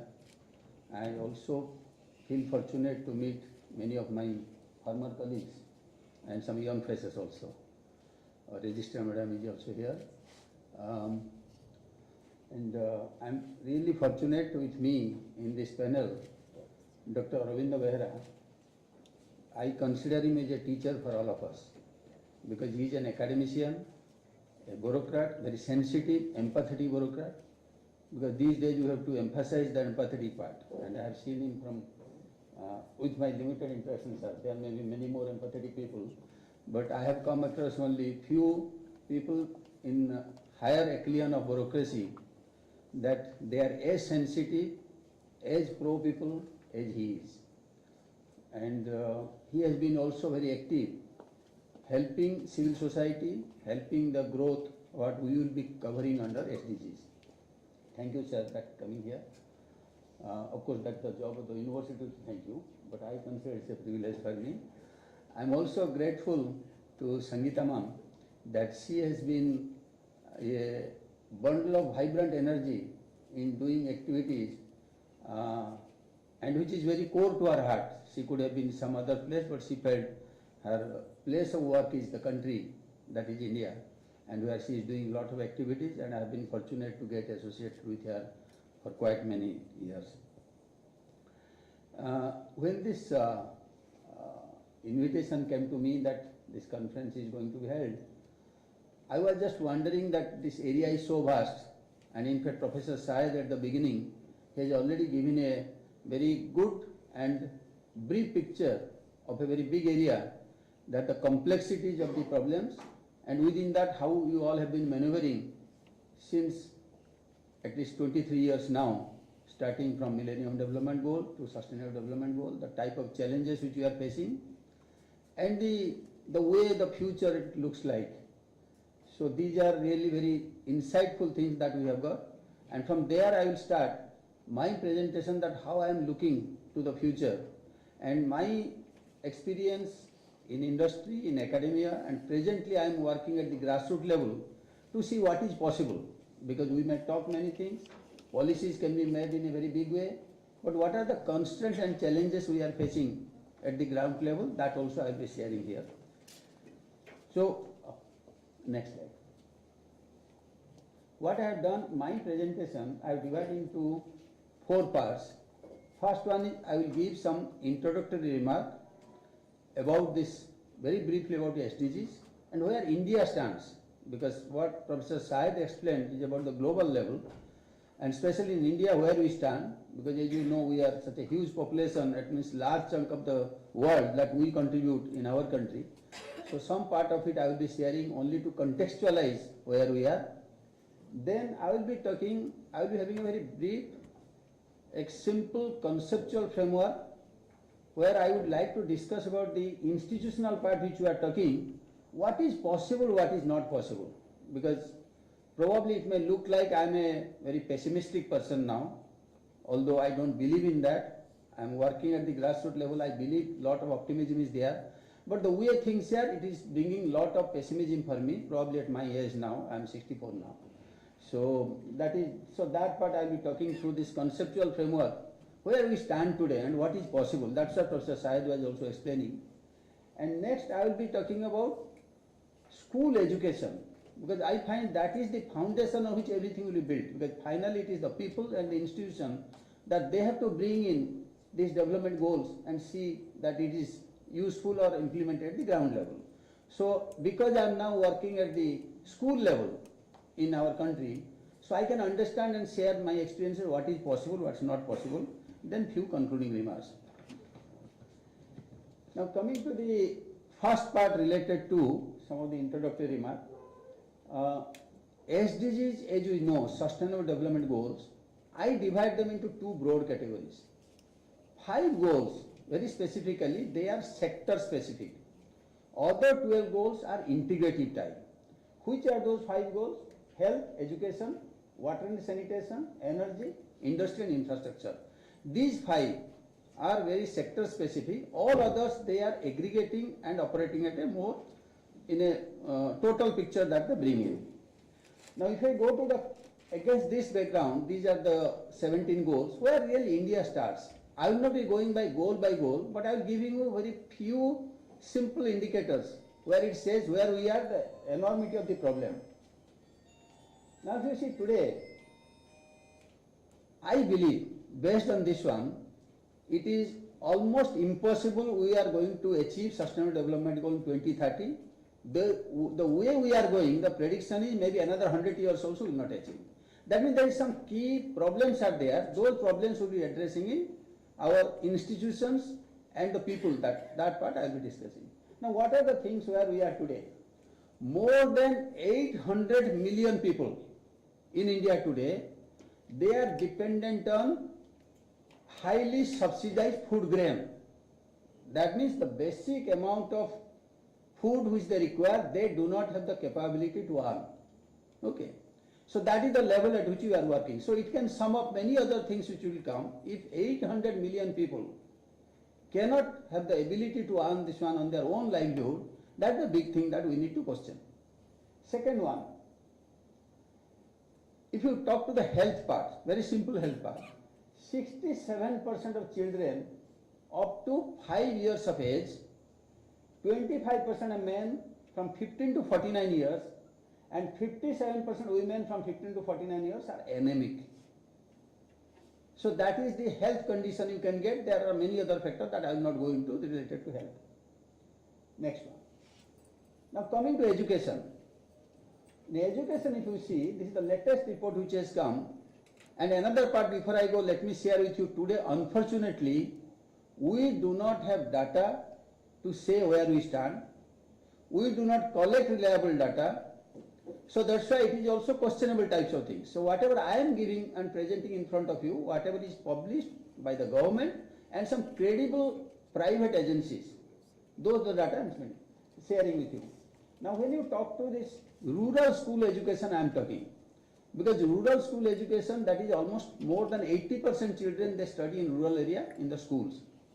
There, 1/3 of the 18-year-old children are not enrolled in school. So that means like if 1/3 of the 18-year means by the 12th class they will be by that time. So they are not enrolled. Then if you see the educational quality of the students from class 8 to 12, if you consider, these are the two indicators, 25% or 1/4 of standard 2 children cannot read comfortably in their regional language. Like in India we have many, say for example in Odisha we speak in Odia. Neighboring state Bengal, they will be speaking in Bengali. So 25% average children they cannot read. Now of course there are diversities within the country itself. Probably in Odisha it will be much more than 25%. There are some advanced states that will be a little bit better. But still at the national level 25% they cannot read in their regional language. 57% cannot do a division 3-digit number by 1-digit number. If I ask 124 divided by 3, 8th class to 12th class children, standard children, they cannot do. And if you come to the operational level, then of course before that like 43% cannot read a sentence in English. Now coming to operational level, 15% of the surveyed youth, they could not properly measure a distance, let us say 1 meter, unless the scale starts with 0, that this 15% cannot measure it. Let us say 1.3 meter, 1 meter 30 centimeter I want to measure. Then my scale I have to start in the line at the beginning with 0, then I will find out 1 meter 30 centimeter. But when these people are asked, let us say sometimes the scale is broken or it is eroded at the beginning, that starting point. If I have to start, let us say from 5 centimeter, then 61% cannot measure what is the distance. So this is at the operational level. Next one. Now come to higher education. Today I was just making this sum of the data that I computed this one, but the first data is in 2018, 14 million people they enrolled in 12th class. Out of that 10.6 million could qualify. That means 25% failed in 12th class. Then I try to find out in a country of our size, there are thousands of higher education institutions available. But I try to list which are the most coveted institutions. That means if you can reach there, you are sure of getting a job, or at least large probability that you are going to get. Those numbers are some 200,000. So that means for 200,000 students, there is a credible institution which can give you good education. So that comes to something like 1 in 50. The 71 concerns the people who who appeared the exam, but if you take that only 10.6 million qualified, it comes to 1 into 50 or 52. So what it shows that there is competition which is a very extreme form. I can imagine if the competition is 1 in 5. 5 students apply, 1 got it. Or competition in 10 out of 1. But when it is 50 out of 1, then what you do, those 49 students, where they will go in a country out of, say, like 50. That is the situation. Now come to the university's quality. Now if you see QS World University Ranking in 2024, the highest ranked university in India is Indian Institute of Technology, Bombay. But the rank is 149. So that means at least almost nearing 150 institutes in the global level, we don't stand anywhere else. Okay. Now come to faculty shortage. Why it is so? In central university, 45 central universities in the country, there are about 1/3 of the faculty position is vacant. In IIT, there are 23 Indian Institute of Technology, which is the premier technology related educational institutions in the country. Again, something like 40% positions are vacant. So when 40% faculty positions in IIT, 1/3 of the faculty positions in central universities are vacant, and teachers are the soul of any institution. If they are not there, then what sort of education you can expect? That means they are overloaded. They cannot really do the type of research what we could expect. So that what Professor Syed was telling, connecting university to the things what can be done. Where is the time? If you talk to many of course, in that way, Centurion University is having lot of faculty positions are there, people are available, but still they don't have much time because your teaching load, other things are so high. Next one. Now come to disparity. Okay, these are some of the absolute figures, but if you see disparity, 5% of Indians, that constitutes 70 million people, they hold 60% of the country's wealth. And 50% Indians, that to 700 million people, they hold 3% of India's wealth. So 50% hold 3% wealth and 5% hold 60% of wealth.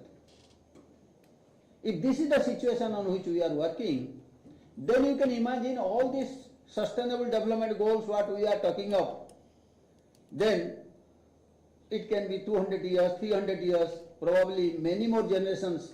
I am sure I will not be alive, and I don't think any of you will be alive for another 300 years unless technology changes. Okay.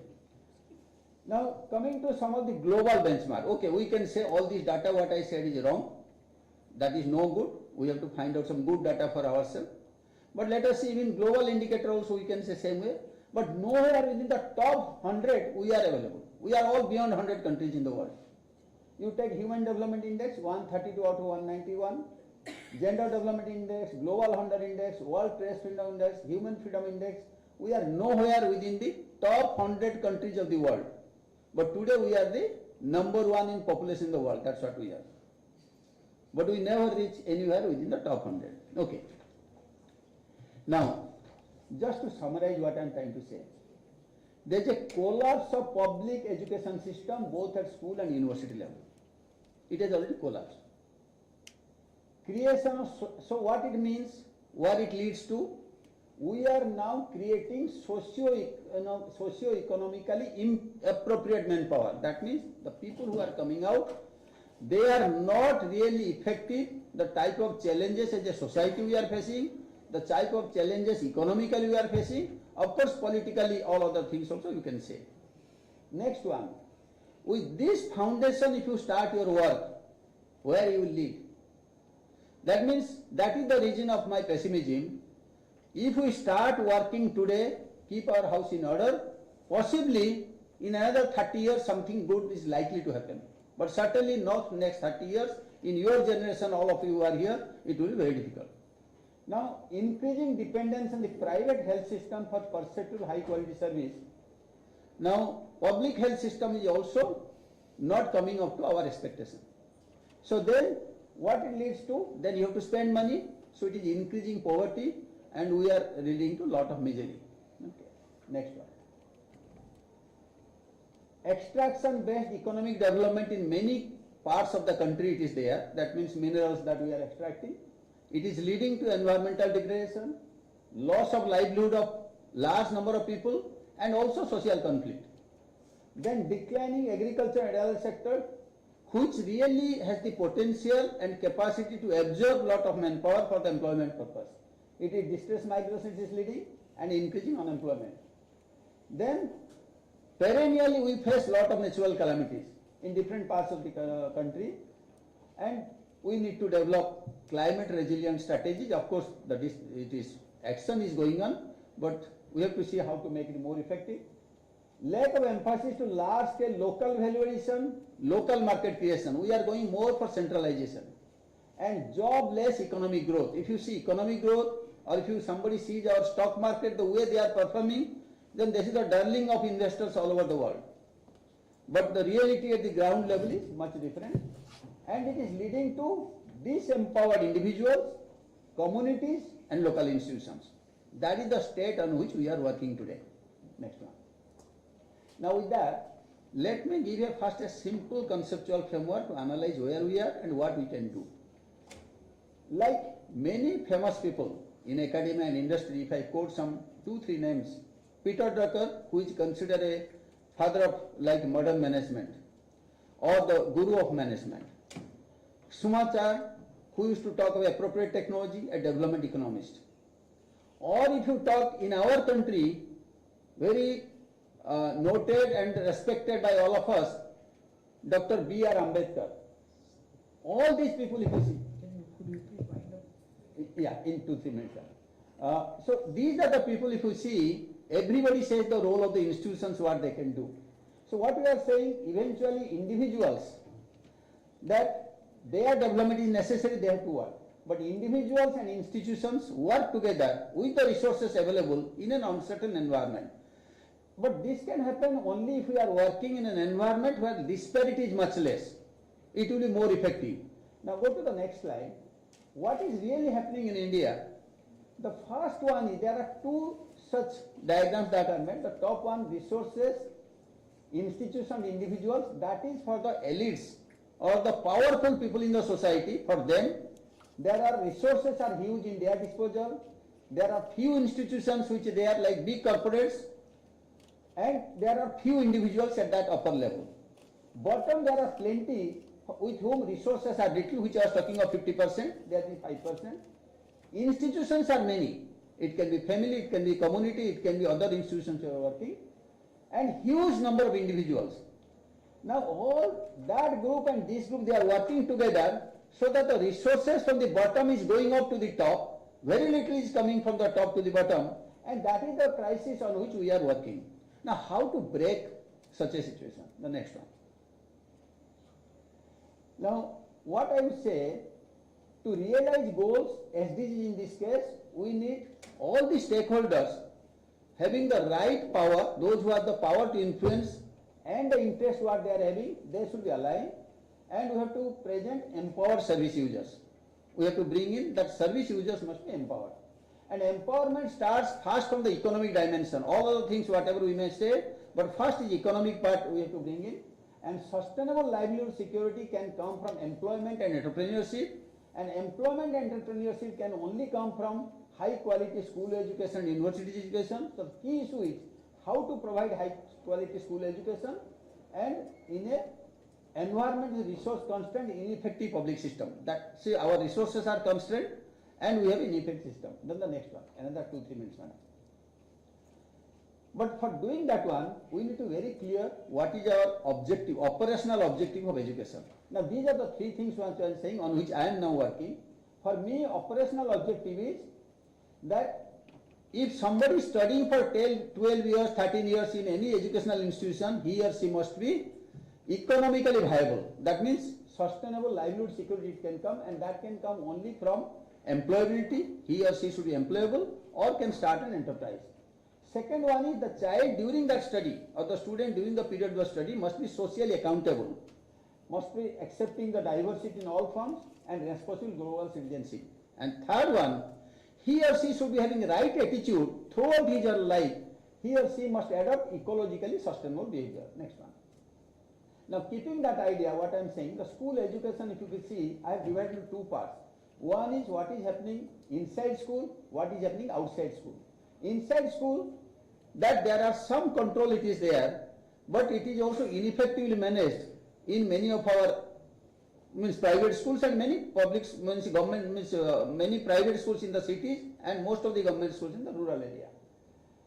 Like school management committee, school and mass education department government, panchayat raj institutions, there lot of things that they need to do, and that effectiveness has to improve. Parent teachers association are less empowered. Now those children, when they go home, they do not get an enabling learning environment at home because they come from underprivileged section. So now with that, if you have to go to the next level, next slide. What we have done in our case, how to rope in community in its task, because if the community, their children, they are suffering, can they come together? So what we try to do, we created enabling physical facility within the habitation so that the children can be taught outside school hours. We created the locally available resource persons, whom we call sathis, facilitators. We thought that mothers group are the best people that they can take care, because most of the time what I saw or we observed, fathers are careless, and here maybe some gender issues may come, because they are drinking, they are having a merry time, but mothers, they are really serious. So we found mothers groups there in those communities. Learning materials we facilitated and continuous assessment in a multi-directional way that we try to improve. Okay, next one. So how I want to conclude with these few remarks. One is, in an environment with huge disparity, the way our country is, and disempowered citizens, our citizens are not empowered and disparity is high. Under such a situation, high quality education for me is the only way to realize sustainable development goals. That is the foundation on which we have to work. Second one, intervention needs to be at the community owned and community managed, since powerful individuals in the top triangle, they will not be interested to cooperate with us. Because today, all the less resourced institutions or poorly managed institutions, none of the powerful parents' children are studying there. Even the school teacher who is teaching in the government school, their children are in the private school. All the officials and everybody, and including myself also, I am not so comfortable to send my children also to the many of these schools. So the point is, that's why we cannot leave it to them. Then initial support to prime the initiative is required from civil society organizations, academia, and empathetic institutions. Here the role of the university comes into picture. The next one, this is the last slide. Simultaneously, people's institutions need to be strengthened to activate public institutions for better service delivery. Because government and public institutions are spending a lot of money. So we have to ensure that they work, and that can be done by strengthening panchayat raj institutions, other institutions.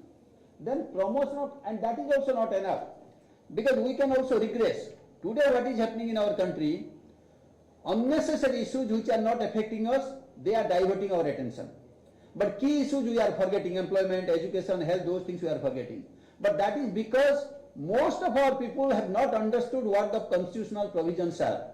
They do not understand what is happening to our environment. What are the long-term goals, what are the short-term goals, they don't understand. That's why promotion of lifelong learning of constitutional provisions and values and participatory democracy matters. In fact, that I could not do when I was here, and I would request our Vice Chancellor here, there was a thought, can we have some sort of diploma or educational program for the elected representatives or those who have fought and could not get elected, for them a lifelong education, let us say some diploma in public system management, environmental management, about constitution. So that is the way university can get linked. And the last one, we need to make an effort to move from corporate-led and apathetic government-led to service delivered public goods to community-owned and managed system. So this is what will be my objective, and this is what I wanted to say. I'm sorry that I took long time, sir. I think you will have many interesting ideas that it will come. So thank you very much. Thank you, Dr. Panda. I think you set the scene, and I know there are a lot of of questions, so please hold your thoughts. We will come back to the questions at the end. I would now request Dr. Odisha to share his thoughts, and then we can move on.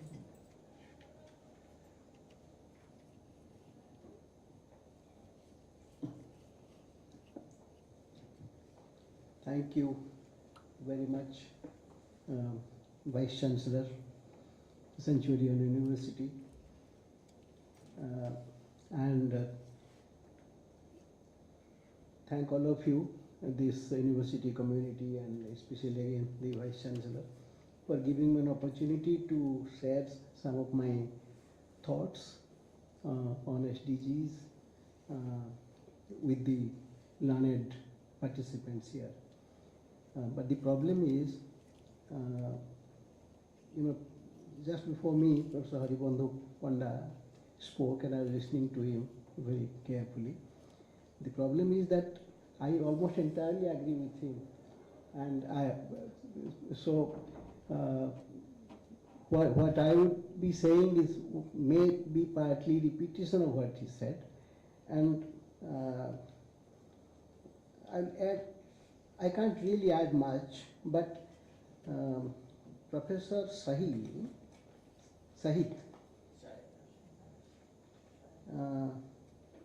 Professor Shahid Anwar Khan, yes, on his presentation I will have some comments. So far as SDGs are concerned, actually Professor Shahid and Professor Haribandhu Panda has made our task easy. They have actually grouped the some SDGs into different categories for convenience of understanding them and monitoring them, and understanding the complexities of the goals, especially where they are cross-cutting and where a lot of inter-sectoral coordination is required. But even where it is confined to one sector, it's limited to one sector, the achievements have not been very, heartening. Coming back to the SDGs, but the background, I think most of you understand. I understand it in the context of, continuing improvement in the human situation throughout the globe. Over a long period of time, after the Second World War, and after decolonization, and subsequently with democratic governance being adopted by many countries of the world, it appeared as if a good quality life, a fulfilling life, good quality life is achievable for everybody in the world. Whether it is global north or global south, a good quality of life is achievable. That is the context in which Millennium Development Goal was formulated, and it was not achieved. There was suboptimal achievement, you can say, so far as the Millennium Development Goals are concerned, and then the successor goals, SDGs. And here also our achievements will be below par. It may not be as we wish them to be, and there will be, of course, a lot of variation among countries. What is now worrisome is the issues which Professor Haribandhu Panda has raised. That is, how do you really ensure that the institutions are necessary? You are talking about the lack of institutions at the higher levels, but I slightly differ on that, because I think there is no dearth of institutions at the upper levels. There are institutions. At the community level also there are a few institutions. I would say that there are there is no lack of institutional infrastructure, whether it is at the local levels or at the macro levels. But the question is, the institutions in fact fail to achieve the mandate which has been given to them. Start with the United Nations. Is United Nations able to achieve the mandate which it has? It cannot stop Ukraine-Russia war. It cannot do anything about Israel-Gaza situation in Gaza, despite the Secretary General's, plaintive appeal to the world community and to the actors, their local actors. It's a total helplessness on the part of the world body like United Nations. Look at the national level institutions. What is happening to the judiciary?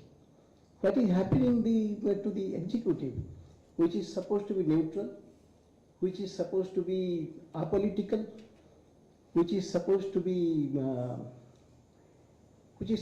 permanent executive. It is called permanent because neutrality and permanence, they are interrelated. Now the bureaucracy is compromised, judiciary is compromised, the media space doesn't exist, free media doesn't exist. Dr. Adivandhu Panda was presenting, in many of the indices, internationally accepted, respected indices, India is lower down in the ranking. It's a very sad situation. So scholars have said that the nations where the institutions function properly, these nations succeed. The nations where institutions do not function, they fail. So institutions are extremely important. But here actually, one after another, institutions are being either dismantled or they are being emasculated, they are being compromised. With total, there is total mayhem, I can say. Look at the civil society. I would believe that civil society should have a very important role in the SDG landscape. And communities have a very important role. But how do the communities have space? Do the communities matter? The administration governance being centralized, with ever increasing focus, ever increasing passion. Where is the scope for decentralization? And if there is no decentralization, even civil societies will not be able to deliver. Civil society, decentralization, and the decentralized, local governance, these are related, interrelated. And today we find that the panchayat system doesn't function. The municipal system also doesn't function. The corporation office looks grand, but the people's participation in urban governance is extremely poor. So is the case in the rural areas. There are elections to the GPs, to the panchayat samitis and Jilla Parishads, but practically they are defunct.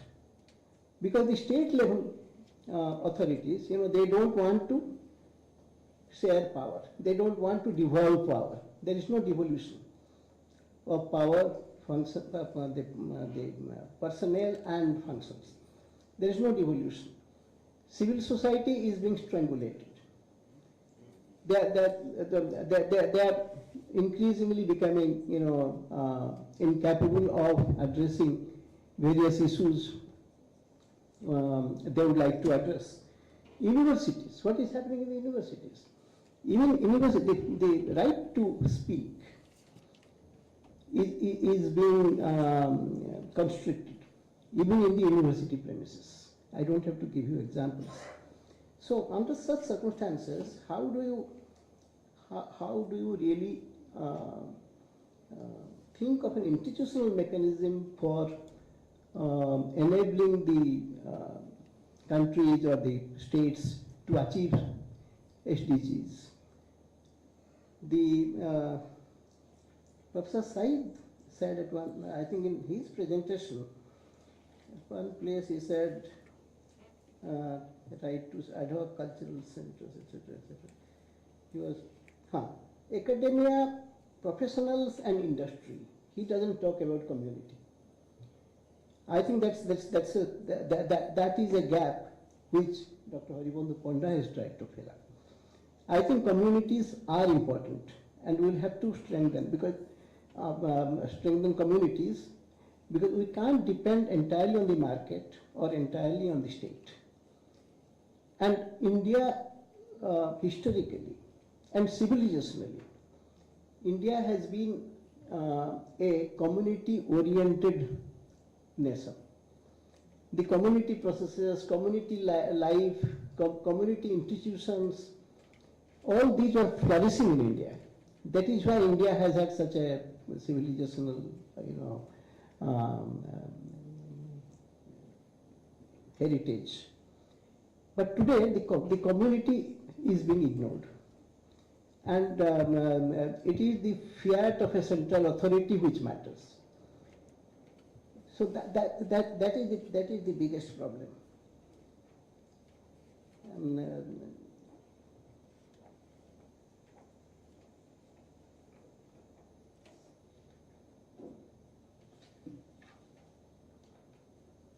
You see, look at these institutions which are expected to catalyze change. Among them, we can count the University Grants Commission, for example, ICAR, Indian Council of Agriculture Research, CSIR, industrial, to promote science and its application, ICMR. So we'll have to see how these institutions have functioned. Are they really rising to the occasion? Are they really equipped, and are they in a position to lead the responses to issues like climate change, to issues like environmental degradation? Are they really in a position to lead, to advise the state and the governments? The states and governments are becoming more and more authoritarian, more and more centralized, more and more authoritarian. The institutions are, very rightly, Professor Haribandhu Panda again has spoken about the vacancies in central universities, IITs. If IITs and central universities go without full complement of faculty, then how do we achieve our goals? How do we, whatever we want to achieve? I think it is not possible,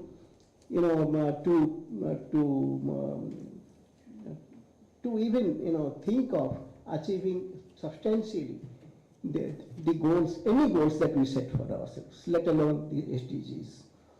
I wonder why. Why should it happen? Why is it so that the faculty positions are not filled up? Teaching jobs are teachers' posts. He talked about higher education, even in schools, in the government schools, the posts are, large number of posts are lying vacant. Schools have been closed. There are not enough Anganwadi centers in our state, even after so many years of ICDS being there, to tackle some of the very basic issues relating to learning and nutrition. It has not been possible to reach every habitation in Odisha, because we don't have adequate number of Anganwadi centers. We don't have the personnel. We don't have adequate allocations. So these are the issues that all of us will have to really focus on and deliberate as to, under such adverse circumstances and against the backdrop of growing inequality and growing authoritarianism, how do we really achieve the SDGs? That's the question we must all ask each other, ask ourselves. Thank you. Thank you, sir. Thank you. So now I request Sangeeta, Dr. Sangeeta, to make her presentation.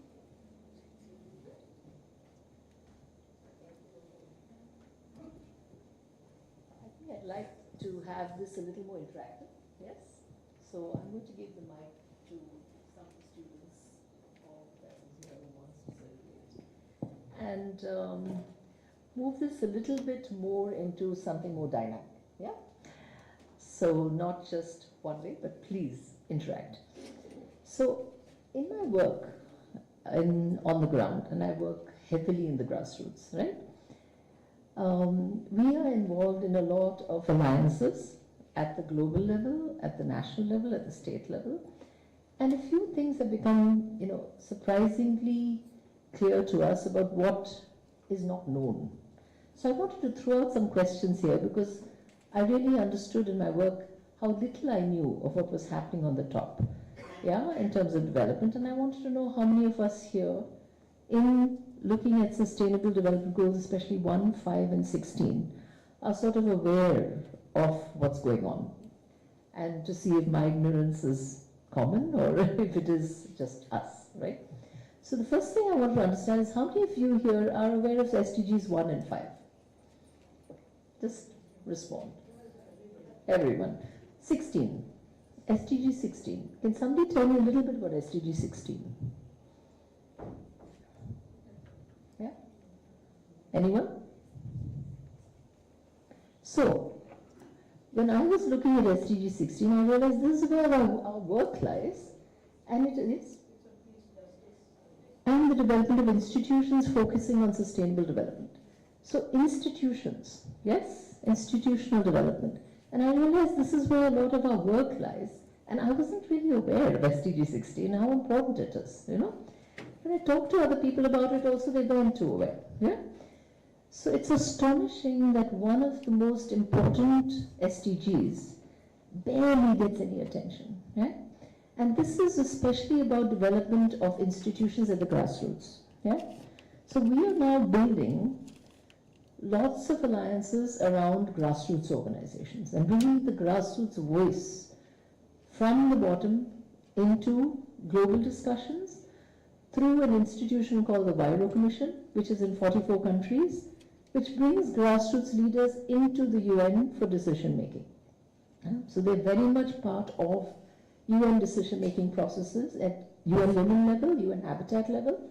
So you will see people like, me also, who is part of the grassroots development in a lot of UN committees, whether I like it or not. Okay, we're brought in to have these dialogues on what are the policies that we are proposing, right? Now, in my work with the UN, again, to my astonishment, there was a lot that's happening globally that none of us knew anything about. How many of us have heard about the Beijing platform? I'm sure everyone. How many of us have heard of what happened after Beijing? The next big thing from UN Women. Anyone?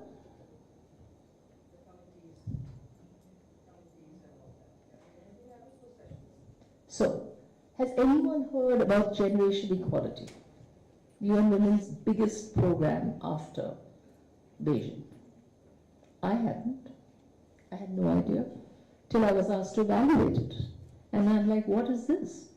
This is the next big thing after Beijing, which I had no idea about. And when I constituted a national feminist panel, not a single feminist organization had heard of it. Can you imagine, not us, not the whole women's movement had not heard of generation equality, the next big thing after Beijing, okay? After the 4th Women's Conference, they said not a 5th, but we'll have generation equality. Generation equality is a program which is designed to bring in the younger generation, okay, of women to the table, right? And in my evaluation of it, I found that no one had heard of it. But the interesting part about generation equality is it does not engage the grassroots at all. It's virtual, it is done through social media. So, the entire conversation is happening on generation equality with college women.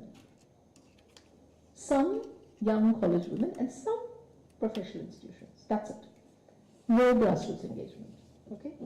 So, in our discussions with, partners, we said let's constitute a grassroots panel and a feminist panel. Yeah? And let's have the grassroots panel, which would consist of transgenders, female sex workers, people with disability, as well as Dalit and Adivasi. Okay.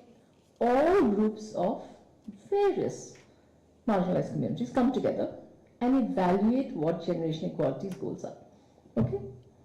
And what we found, I just want to ask again, let me ask any of you, do any of you know what is the priority of UN Women on economic justice and rights? Anybody here? No. So, to my astonishment, again, it's about the care economy, okay? Accelerating the care economy. And of course, all the things that we're familiar with, professional development of women, entrepreneurship among women. But the first goal is about care economy acceleration, okay? And in that, what is important is they want 80 million jobs where young women or grassroots women can get engaged in the care sector, childcare, healthcare, elderly care. Here's where there is a huge dearth of people to take care of an aging population, to take care of women when they are going into the workforce. Many Indian women are forced to resign when somebody falls sick, okay? When they get pregnant because there's no childcare. So these three areas. So this is a huge fight globally, right? And I positioned this to the grassroots and to the feminist panel. So the feminist panel came in and said, yes, we really need help, right?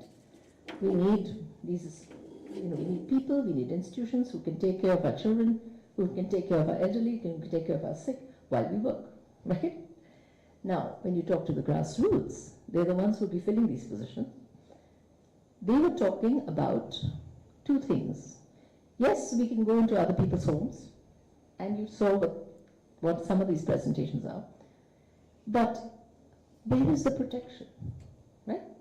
In case there is you're living in someone's home, if there is somebody there who, harasses you in any which way, sexually, financially, mentally, emotionally, where is the protection, right?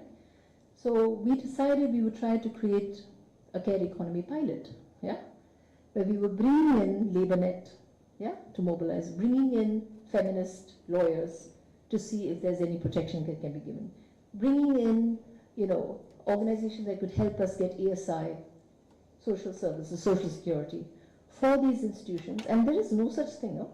This does not exist.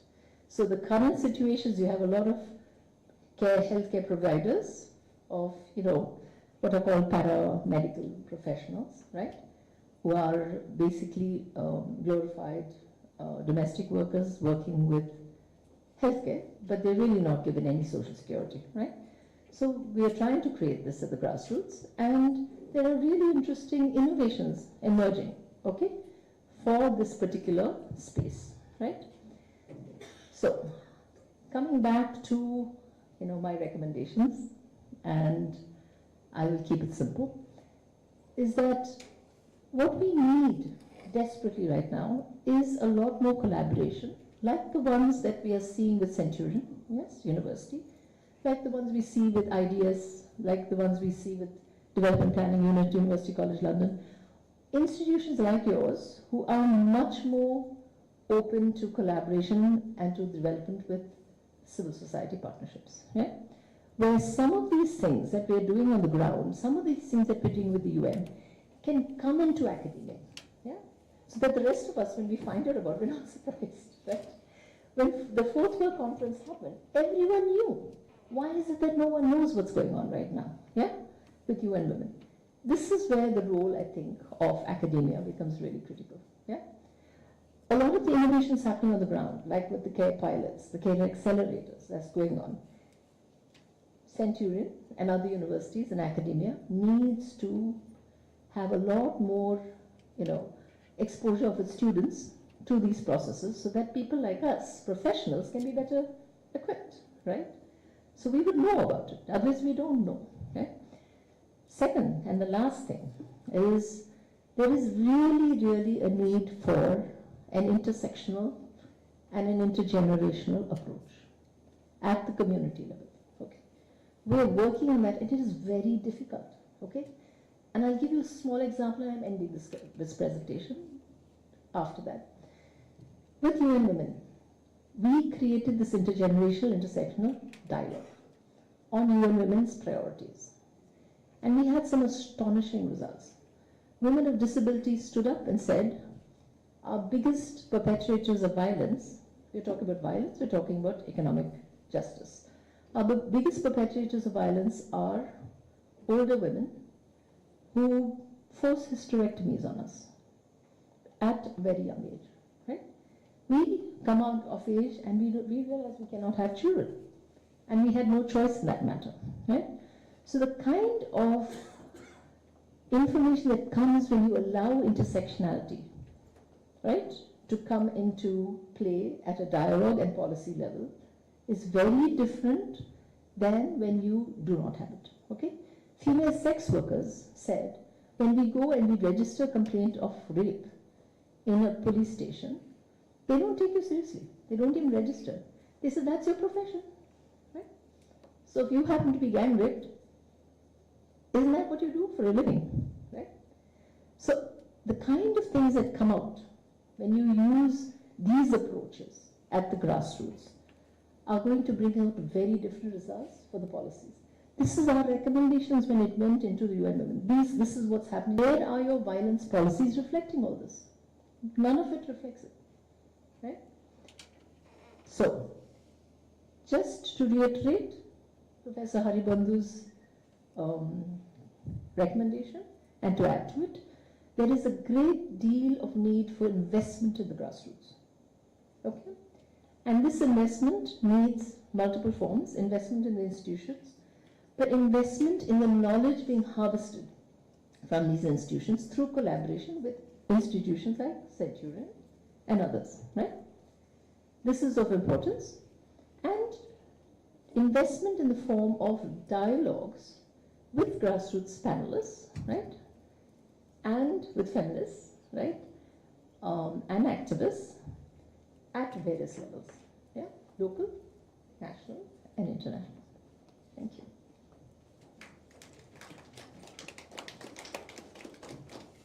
Thank you.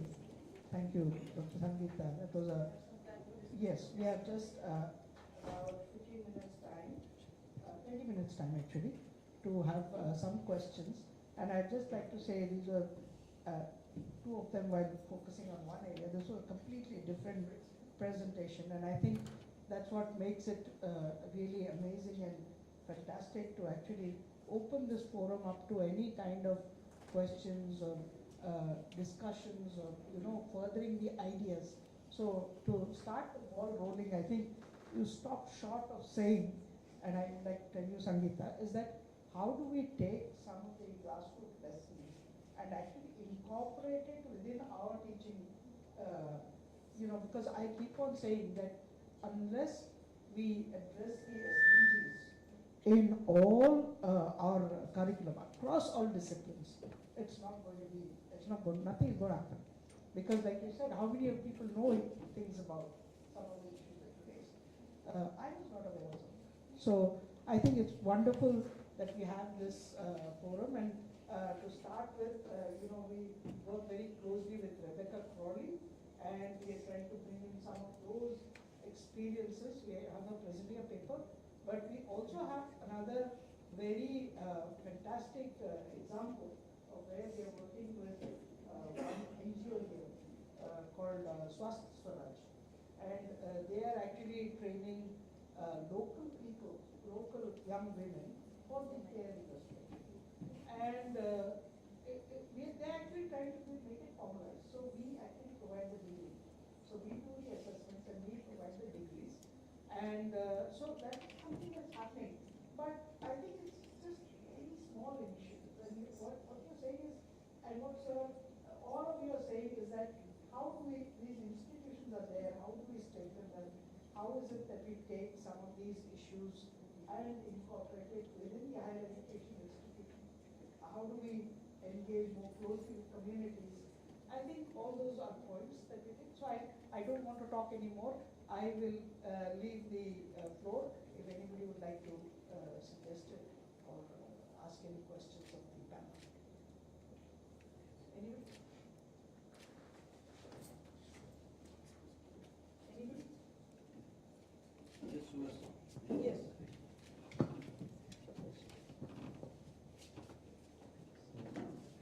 Hello. Thank you, sir. I'm Dr. Satyasis.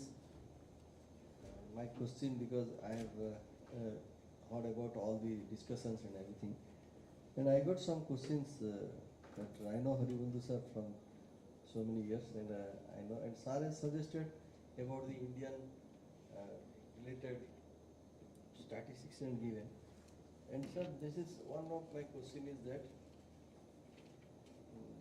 here the political leaders, how we grow, that I am thinking of, that political leaders never told about anything, but other things they are shouting.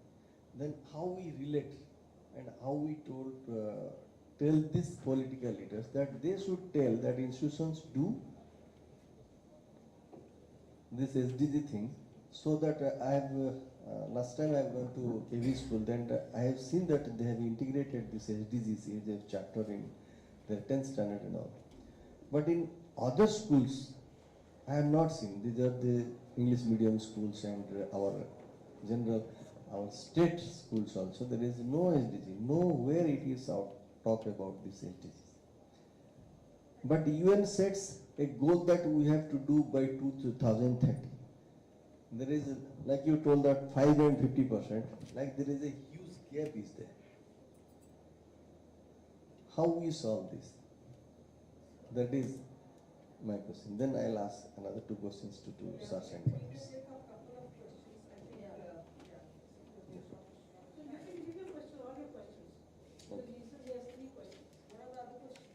Yeah, another two questions I'm asking that, to the Arvind sir. This is my question. That because you are you retired as an IS officer, you know the things and going on, the policies and all this. Till now, government of Odisha has done any policy for the SDGs? And if they have done, and they have not forced people and the institutions, and we are talking about how we grow with the SDG and how we implement, but there is no such implications or no such directions from the government of Odisha to do that. There are Jagannath corridor is going on, Ram Mandir is going on, but what about this? We are not getting it. Mandate. So that I'm saying, because we have to. So to the madam, Sangeeta madam, I need to say.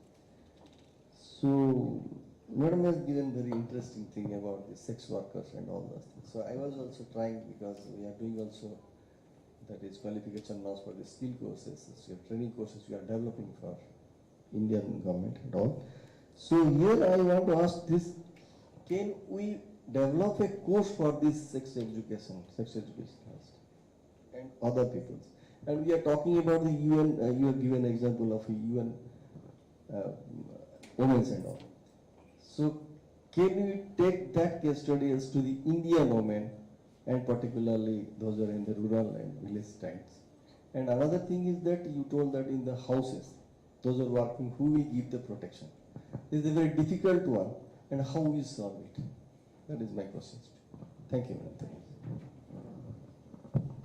So, the first question, Professor Satyasis, what you raised is how to educate our children about sustainable development goals. As I understand, because these days I'm following all their curriculum, whatever it is there, these are already covered in the course. But the important part is whether teachers explain them or not, that is number one. Or do they explain them in the way when children can find there is some meaning in it? Okay. Otherwise, if you see somebody who has scored 90% mark, and there are many students I come across them, they may tell you what are the sustainable development goals just before the examination, maybe few months after that. But if you ask little bit deeper questions to that, they cannot explain. And what is the implication in our society? That somebody may say poverty head count ratio may be 25%. What it means? So those things they do not understand, and the unfortunate part is teachers themselves also do not understand. And the other part is our assessment system is such that they also do not explore why there is a need to learn it. Because you will be getting some tick mark, like a 1 mark question will be there. What is the poverty head count ratio in India? So 3-4 figures will be there. You have to just put 1 tick mark. Okay, no negative marking. Even by guess also there is a 25% probability you will also get correct answer, and you get the mark. So that is the apathy or the way our teachers they teach it. They don't understand its value. Only meaning is passing examination. After that you forget. But even after passing examination or title, that is also no meaning. In Delhi University case, you know, there are 100% mark people have got, but there are few seats. If there are 30 seats are there in a particular department, there are 100 people will go with 100% mark. Then how to, so that is the way it is there. I think Professor Dr. Aravind Behra, the way he explained, he will also connect it with our governance institution, that part. Here also this will come. Sir. Yes, you asked about state government policies for SDGs, underpinning SDGs. Yeah, there are a number of policies, of course. As has been very rightly said, that there are, to achieve one goal, you have to take action on several fronts. There are a number of goals on which action on one front will not do. Action on several fronts will have to be taken. And accordingly, the departments have their policies, and policies can be said to be, most policies can be said to align with the SDG goals in a way. But then the question is, does anybody take these policies very seriously? Then do we take a relook at policies from time to time, whether they need any tweaking, any adjustment, as was said in one of the presentations. So state policies are there, but the will to translate policy into action doesn't exist.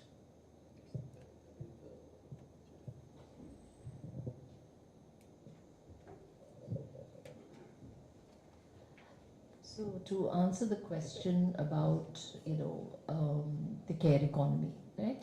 It's the next big global thing, and that unfortunately does bring the public and private sector into one space, right? Which I think Mr.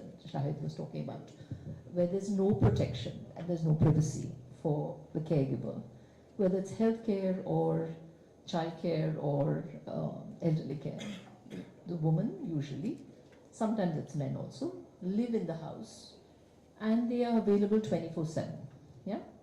So the answers, I mean, right now you do not see many pilots, but there is an urgent need to implement pilots, yeah, at that level, where one of the debates we've been having on the pilot we're designing on the care economy is who will take the responsibility if a woman is molested or harassed, and we see a lot of caste-based harassment in these spaces where, very often the women come in and they're not from the same caste as the family.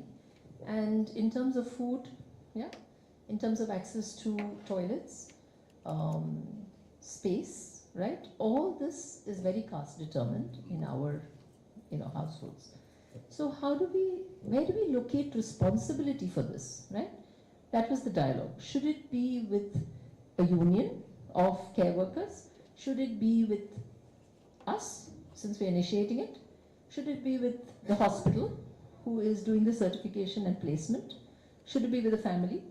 And we decided it cannot be with any of these. It has to be with the institution of the grassroots, right?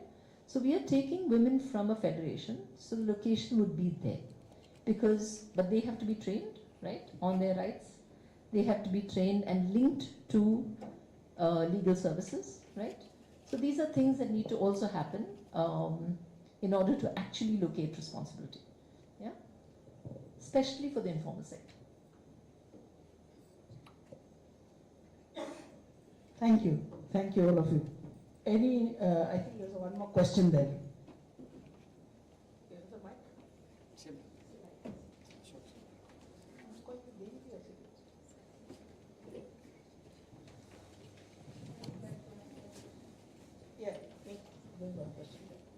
Hello. Sir, we have been trained right from our childhood regarding every man for So himself. please introduce yourself first. Yes, I am Professor, Adjunct Professor from the Department of Law. Sir, we have been taught right from our childhood, every man for himself, devil takes the hindmost. Liberalism, democracy, globalization, all these things are being taught. And when it comes to real rulers, they are not educated, they are not equipped to actually take care of the real situations, real problems, social, economic and political. We are having a dichotomy as such.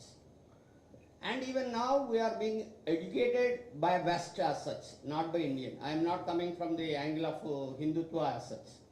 My question is, how to put Indians as such on a higher pedestal, as is the case with the Westerners and Germans or else Russians, as they think they are. I am asking that question to the form as such, not to an individual as such. Thank you. Hello. Yeah, you can ask. Yes. Yeah, good afternoon, everybody. This is Dr. Pragya Pani, Professor of English. My question to Haribandhu sir. Sir, you made a very relevant point by saying roping in communities.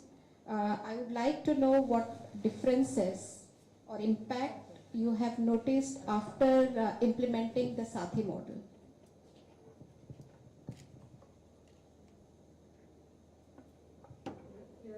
No, I just thought that all the three of you have talked about how there's been a squeeze of the civil society space and how the communities are being ignored, how we do not now give any importance to the local people, local communities, and of course SDGs talk about how to empower communities. But I just want your last thoughts. Yeah, please give your last thoughts. Yeah, after listening to all of, you have listened to each other, right? So it would be interesting to get your last thoughts before we close. Yeah. Thank you very much. Atik, do you want to ask something? Hi, I'm Atik Saman from Curtin University. I think I had a similar questions that you already asked, because I think Professor Shahid actually set a very good overview from global context. And when you talk about global goals, surely it is a tough and difficult challenge in terms of goal settings. And I think he also mentions because it's so flexible and it's not specific enough, actually how to work at national level, because we work with the government of Bangladesh and we find very, very early in our collaboration with Bangladesh government is how can we localize SDG for the national priorities, and this is the discussion that we are having, how we can do the similar thing in Indian context and so on. And then listening to this panel, I think that's also really, really interesting, because you kind of portray like what are the very difficult challenges when you talk about implementing those global goals at ground level. And ground reality is totally different what we see, like the settings that we have. So my question is similar, like, okay, how can you see the kind of interactions between global goals and the grassroots level? And how can we overcome those sort of challenges?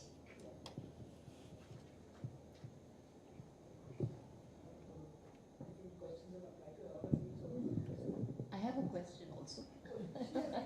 Question for you. Yeah, so. Yes. No, can I? Last question. Yeah. The question I have is really for officials like you, Mr. Bera. So there's been a great deal of investment by the government with grassroots organizations, like for instance, NACO. Yeah, built all these organizations of sex workers, truck drivers, transgenders. Mahila Samakya program built all these federations, nearly 150 federations across the country for about 30 years, okay? And then stopped, dead stop, right? Now NRLM is building all these federations across the entire country. And my fear again is that they will stop, right? And then what happens? So my question to you, it's a small amount of investment in terms of monies. does it make sense to have invested all these crores of money into building these federations and CBOs, community-based organizations, and then, completely pulling the plug, right?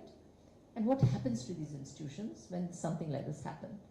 So, or is this a short-sightedness on the part of government, or is it something that is not thought about in terms of investment in institutions like SDG 16? This is what it means, right?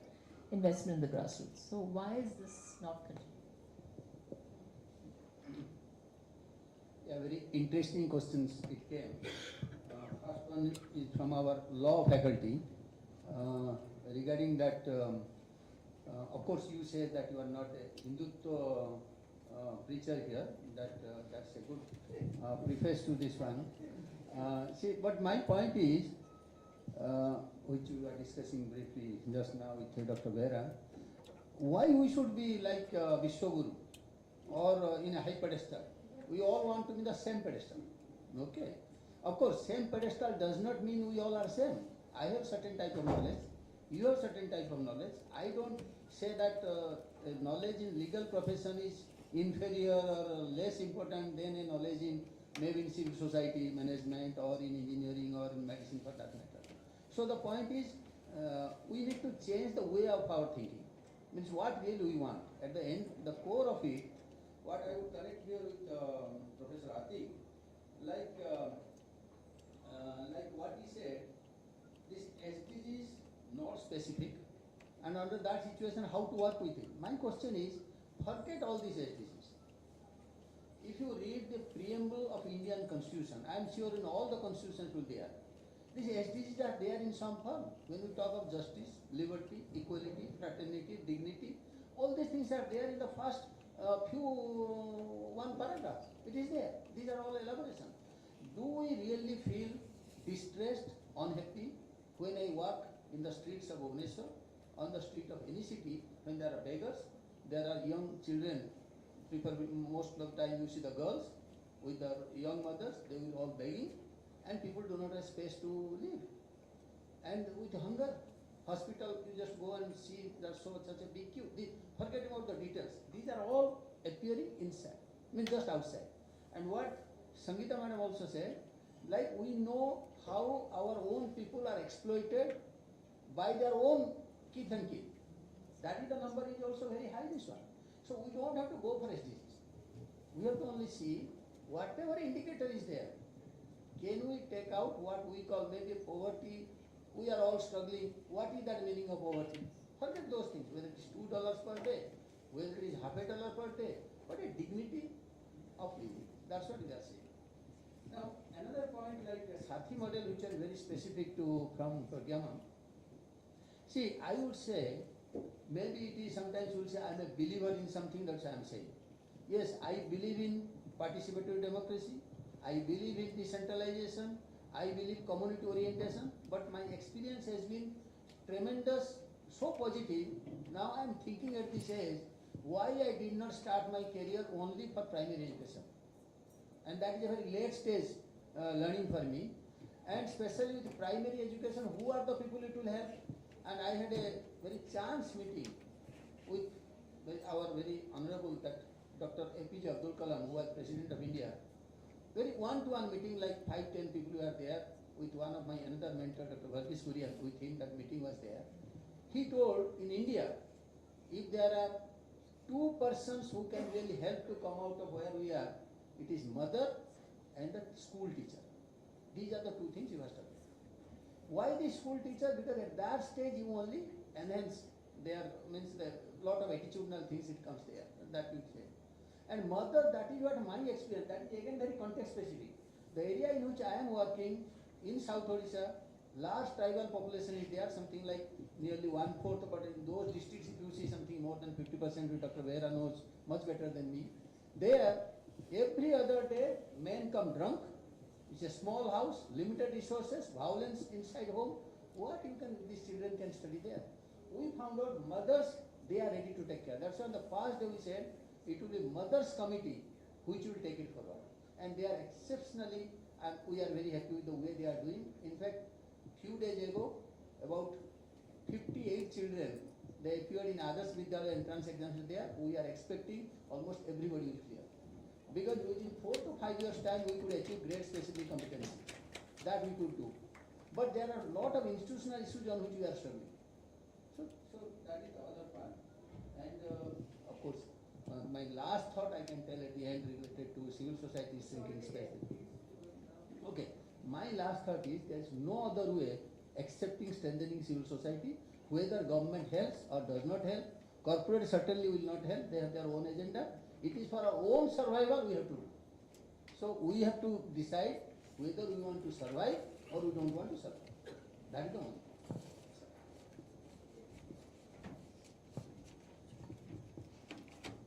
What was the question directed at me? That is, that why after making huge investments over long periods of time, governments pull the plug?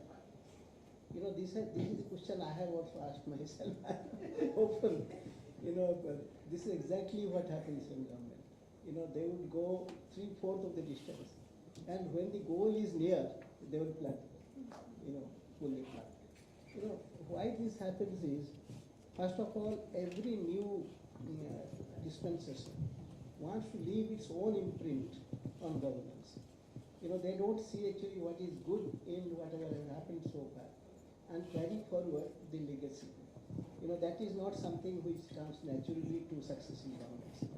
Even among administrators, you know, this tendency is very widespread, that the predecessor's work is often derided and not carried forward by the successor. Even within the same, I have seen the Odisha government right now, which is in power. It has been in power for more than 20 years. But same government, within the government, policies have changed for no reason or rhyme. You know, after continuing for some time, they change it without any rhyme or reason. That means it is not that. Does institutional memory help? Is there an institutional memory? Is there enough, brainstorming before things are, tweaked or abandoned or revised? I don't think there is enough brainstorming. Then there could be advisory, committees. There could be advisory committees which, for a longer period of time, which could perhaps keep an oversight. They provide oversight for certain kind of things. Sometimes it works. I have seen State Disaster Management Authority, for example. You know, it started as a unique institution, but now various states also have disaster management authorities. But we put a lot of systems, procedures, standard operating procedures, and all that, which has stood us in good stead, the state in good stead, and it has had a good record in disaster response. But then there is a governing body of which I have been a member for the last 10 years. You know, after retirement also I am a member. So sometimes if they call a meeting, I point out that, look, this was the decision. So why don't you go back and see, why it was abandoned? So this kind of institutional mechanism is necessary, to remind the government of their commitments in the past and to insist on their continuance or discontinuance. That is not happening across the board. Then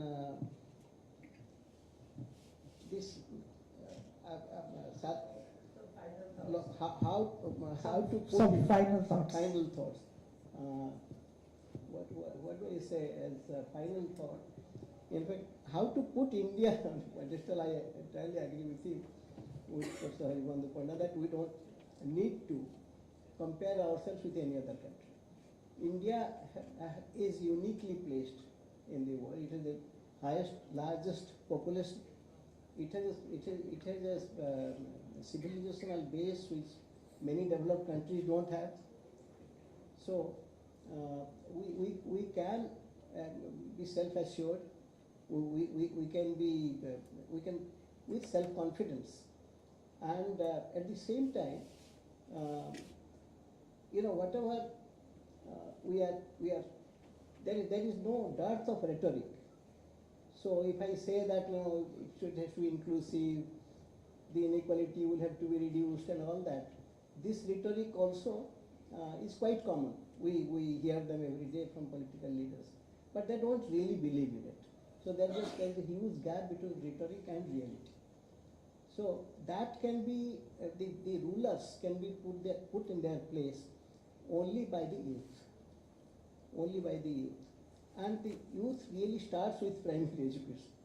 The young people actually, educating the young people, making them aware of their responsibilities, rights and all that, starts at the primary level.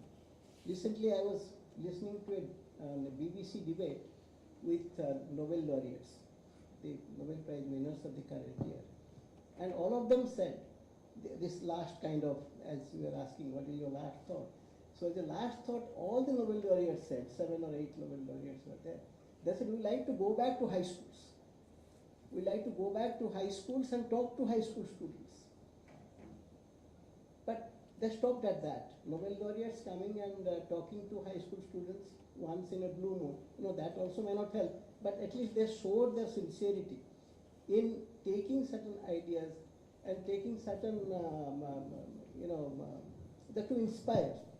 to inspire the high school students.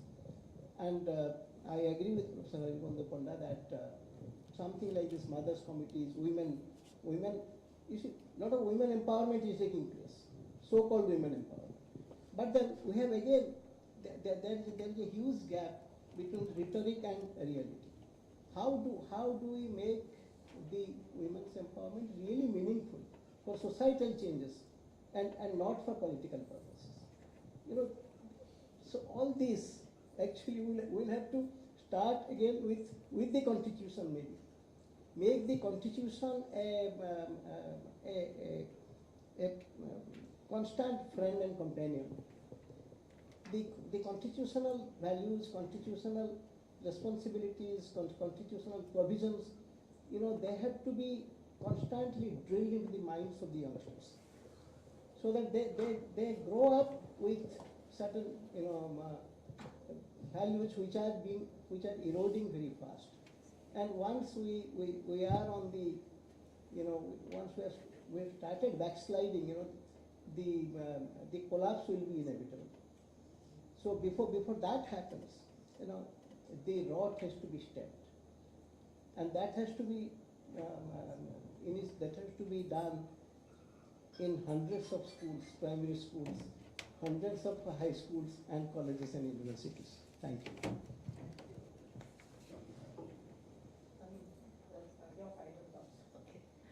I have only one thought. Yeah?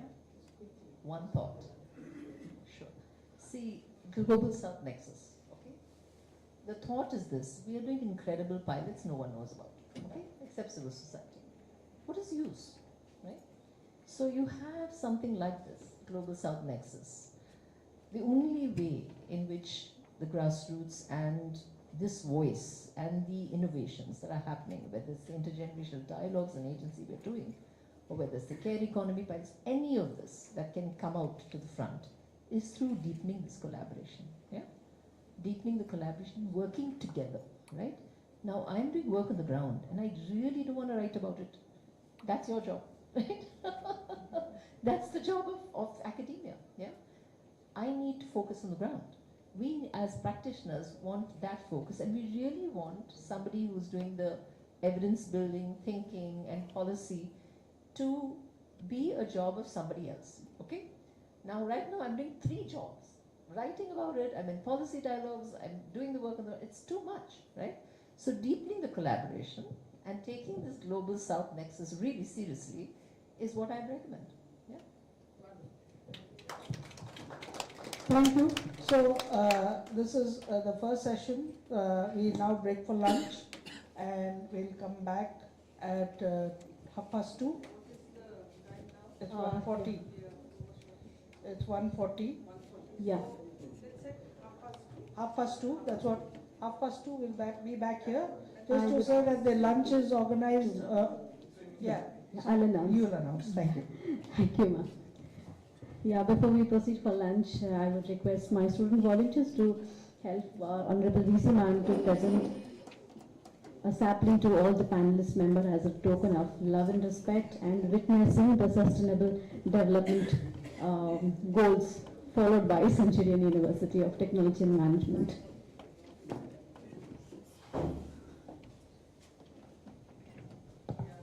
Student volunteers.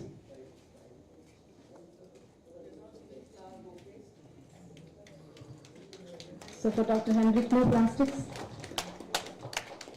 This is actually so useful. In fact, I forgot to introduce my colleague and also co-founder of Chlorophyll Education Association and also actively working for Chlorophyll Foundation. Others are here. So together we will continue in our school. Thank you, sir.